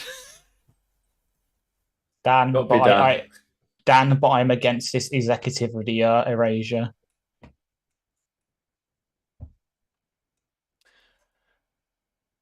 Just going to give a quick shout out to Brent DeWitt on YouTube with the super chat, $2. Appreciate you, man. I know how much that means, so thank you very much. All right. Nick Sirianni. Ooh. I mean, if he does it twice in a row, it'll be hard to ignore him. All right, boys, it's been a long show, but is there anything else you want to get off your chest before we finish? In fact, I didn't even go through the scoring system. How could I ignore that? It's been the same for a few years now, and we haven't brought up a change. If you guys want to change it in any way, then let me know. But 2 points for the correct result, win or loss. 1 extra point if you have the closest score differential. So you must have the result correct to get the score differential correct. If you pick a 1-point loss and it's a 1-point win and no one else is within 2 points of it, you still lose. You must have the win-loss right to get the score differential closest. And if you get the correct result and hit it bang on the money with the score differential, you get an extra 3 points. It's rare. That's why it's there. I think that Ryan Farden has won it once, and Steve, I think, did you win it last year? So Steve never mentioned winning this last year. Never. This does Maybe mean just once. we haven't cashed it in yet, but it does mean that I think everyone owes that player a drink. Is that right? Yeah. I think so. Of course, I think realistically this is going to be cashed in Detroit for the draft, and the rules remain the same. The winner, was it the loser has to buy a round, in fact, as opposed to everyone else buying the winning player round? I can't remember what it was now. I'll have to go back and revisit it. But in some form or fashion, it's either the winner gets a drink from everyone or the loser has to buy a drink for everyone. So, money on the line, pride on the line. But the Lions, boys, finish up with 11 wins minimum. I'll Take that all day. I'll take that. Take that. Yep. Right. Any final thoughts? No. All right. Ken Stouser coming in at the death. $20 super chat saying, great show, a bit for the draft next year. Ken, appreciate you, man. Appreciate that very, very much. That's going into the kitty. We'll bring it over to the D and we'll have ourselves a right party during the draft process. Right. Our next show, as I said at the top of the show, it's tomorrow. We've got a question which I'm going to get to after the recorded bit. I'll say that, so don't go anywhere. Next show's tomorrow. Lions at KC preview show. We have Neil from Arrowheads Abroad to preview the Kansas City matchup. So you want to come and join us for that because you're going to have a great breakdown from someone who knows what he's talking about. We've had Neil on our draft show every year since we've been doing this show, I think, and he's absolutely terrific value. So do come along and join us for that. And college show on Wednesday, what are you talking about? Well, going to be all about Colorado and Dion, isn't it, really? But yeah, week 1 is just in the books. So obviously we're going to be doing our reviews for that. And then we're going to take a look ahead to week 2 as well. It's just all purely talking college at this point now. And there's a lot to go through after this weekend. So it's going to be good fun. So join us for it. On Thursday, we've got our live reaction show to the Kansas City game. Join me and Ash live on the call. It'll be about 1:15 a.m. UK time, which is 8:15 p.m. Eastern time. It's going to be a great one. Win or lose, the NFL season starts. I can't wait for it. We'll also be breaking down the game at some point during the weekend, and Ant may have a special guest for the college show as well, so keep your eyes peeled for that. Don't forget to follow us on our socials. We're all the Lions UK on YouTube, Twitch, Facebook, Instagram, and Twitter, and the group on Facebook for Worldwide Fans is Detroit Lions Fans UK One Pride Worldwide. Great mix of Americans and European fans on there too. Website rotluk.com. Ash is going to have his preview article up and ready to go in the next day or two, so go and check that out. And please don't forget to subscribe and rate us 5 stars on your podcast provider. It's been a bumper show tonight going through the season predictions. The level of Kool-Aid is rising rapidly. We're drowning under it, but absolutely loving it at the same time. Boys, it's been a pleasure as always. Thank you for listening, and we will talk to you on the other side. But for now, let's go Lions. One Pride. One Pride. FTP. Recording stopped. And just to finish up, we have one question, which was from Carlton on Discord, who said, who are you leaving out from the 53 on Thursday for the active 48-man game day roster, assuming all 8 offensive linemen are active? We know that Bugs will be inactive, so we only need to pick another 4. Who do you reckon doesn't make the game day squad? I mean, I guess it's kind of a question for tomorrow, but fuck it, we can discuss it today. Iffy, Pittman, Mosley, and Khalil Dorsey are my 4, other than Bugs. Pittman will play special teams. If he's hurt, so if he won't play, he's hurt. Yeah. So we'd expect to see him off. I probably wouldn't see Mosley either. I agree. I think those 2 will be off, and then it's kind of the fringe guys after that. So I don't know who is the real fringe receiver in there. I mean, we've only got 5 though. That's the thing. So it'd be. I think the last one would have been Green, but then that just leaves us with Khalif, Amon-Ra. Yeah, there'd be Dorsey, Iffy, Mosley, and other. Yeah, that's why I said Pittman, because he's sort of linebacker 6. It'll either be Pittman or JRM, I reckon. It'll be that depth linebacker, I think, that will get cut. So on the team, it's really hard to pick, isn't it? Mosley, Dorsey, I think is a must. I feel bad for saying this, but I think James Mitchell might have to be in consideration for it. There's not many people on offense that we can afford to lose, but tight end 3 might be one of them. I think they might give Mosley a go. Like if Mosley, they're obviously trying to get him back. I wonder whether they'll give him a shot. Could be Kabinda. They might not use Jason if they don't feel the need for a fullback in this one. It depends what they've got dialed up, really. I would maybe expect to see Jason in the more physical games. I don't think this will be the most physical.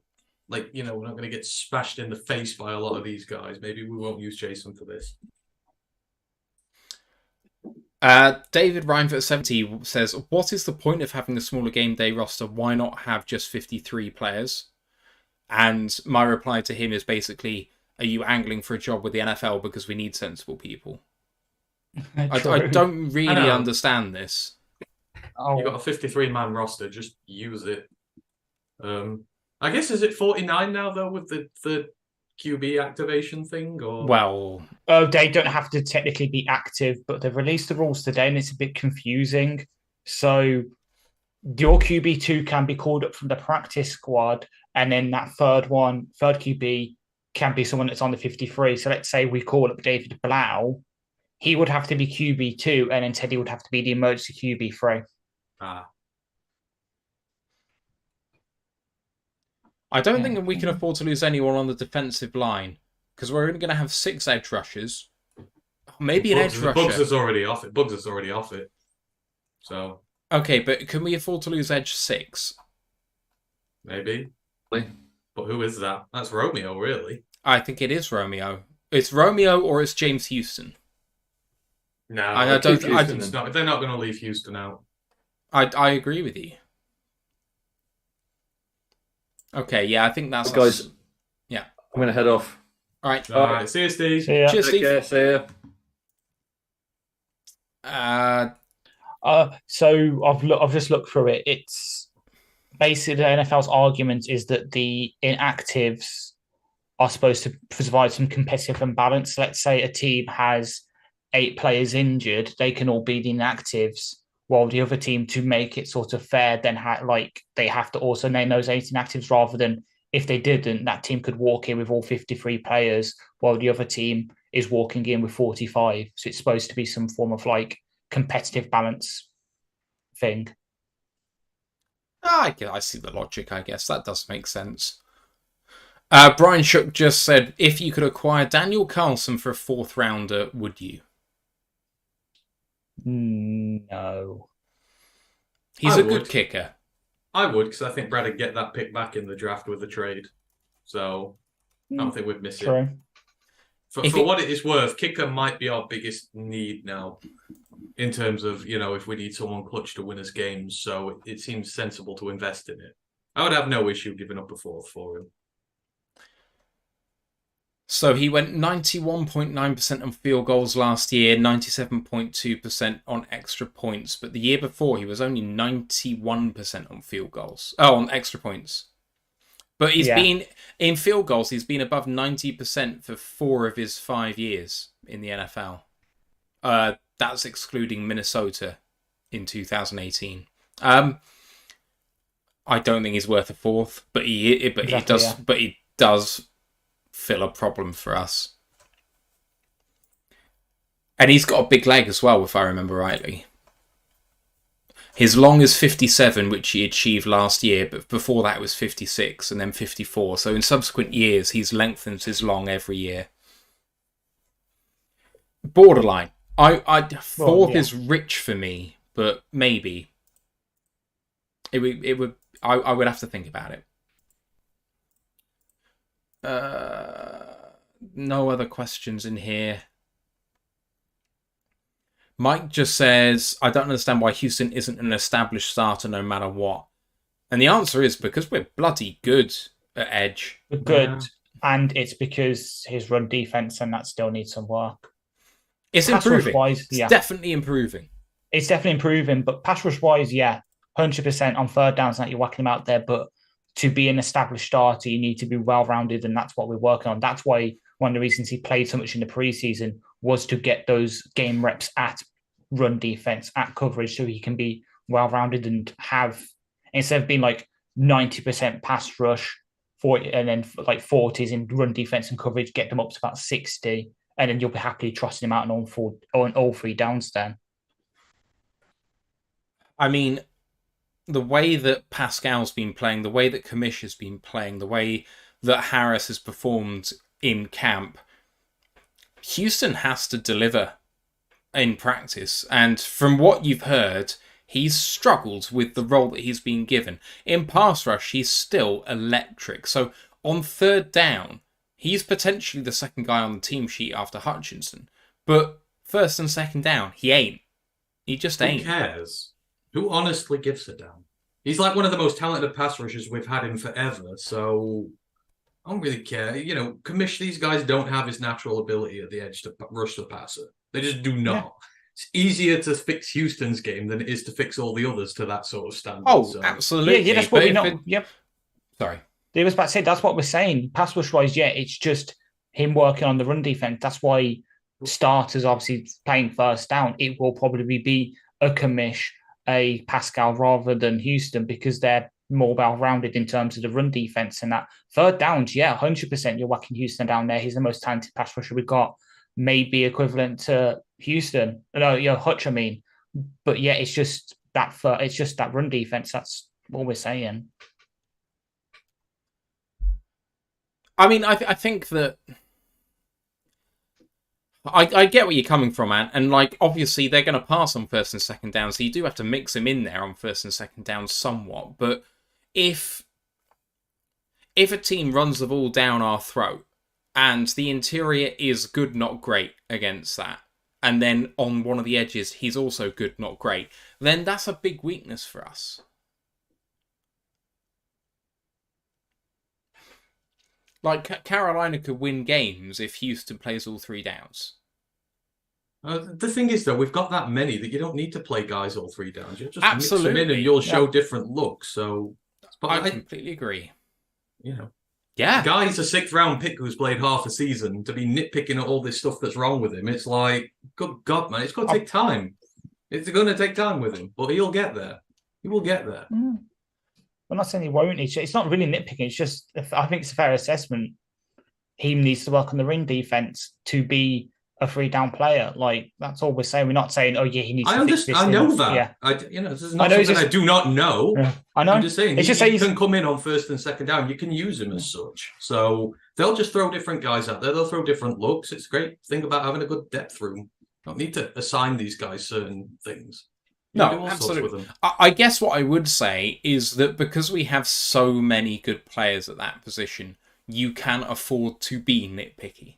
That the luxury afforded to us is that we can pick at guys and say, you need to improve at this. So Romeo Okwara needs to improve his fitness. He still doesn't look like he's playing with the pop he did when he was fully healthy. So maybe he needs a little bit more time. Maybe that does mean Romeo is the guy that sits out. Actually, that has kind of changed my mind on that. I think Romeo might be inactive. So Houston needs to improve a little bit of his run defense. Charles Harris needs to get a little bit better developing his pass rush moves, because he basically has a spin move and it's very effective, but he doesn't have anything else. And, okay, fine. Because the thing is, picking holes in players so that they have places to develop and go to work is what they go into the room for every single day. If they're told they're great all the time, they'll regress eventually. So, if anything, we're just trying to isolate the stuff that the coaching staff are trying to isolate, because otherwise we're just hype men on this ride, which is fine, but it's good to provide some insight, some genuine critique. But yeah, the minimum number of wins for a successful season, I put a poll out there.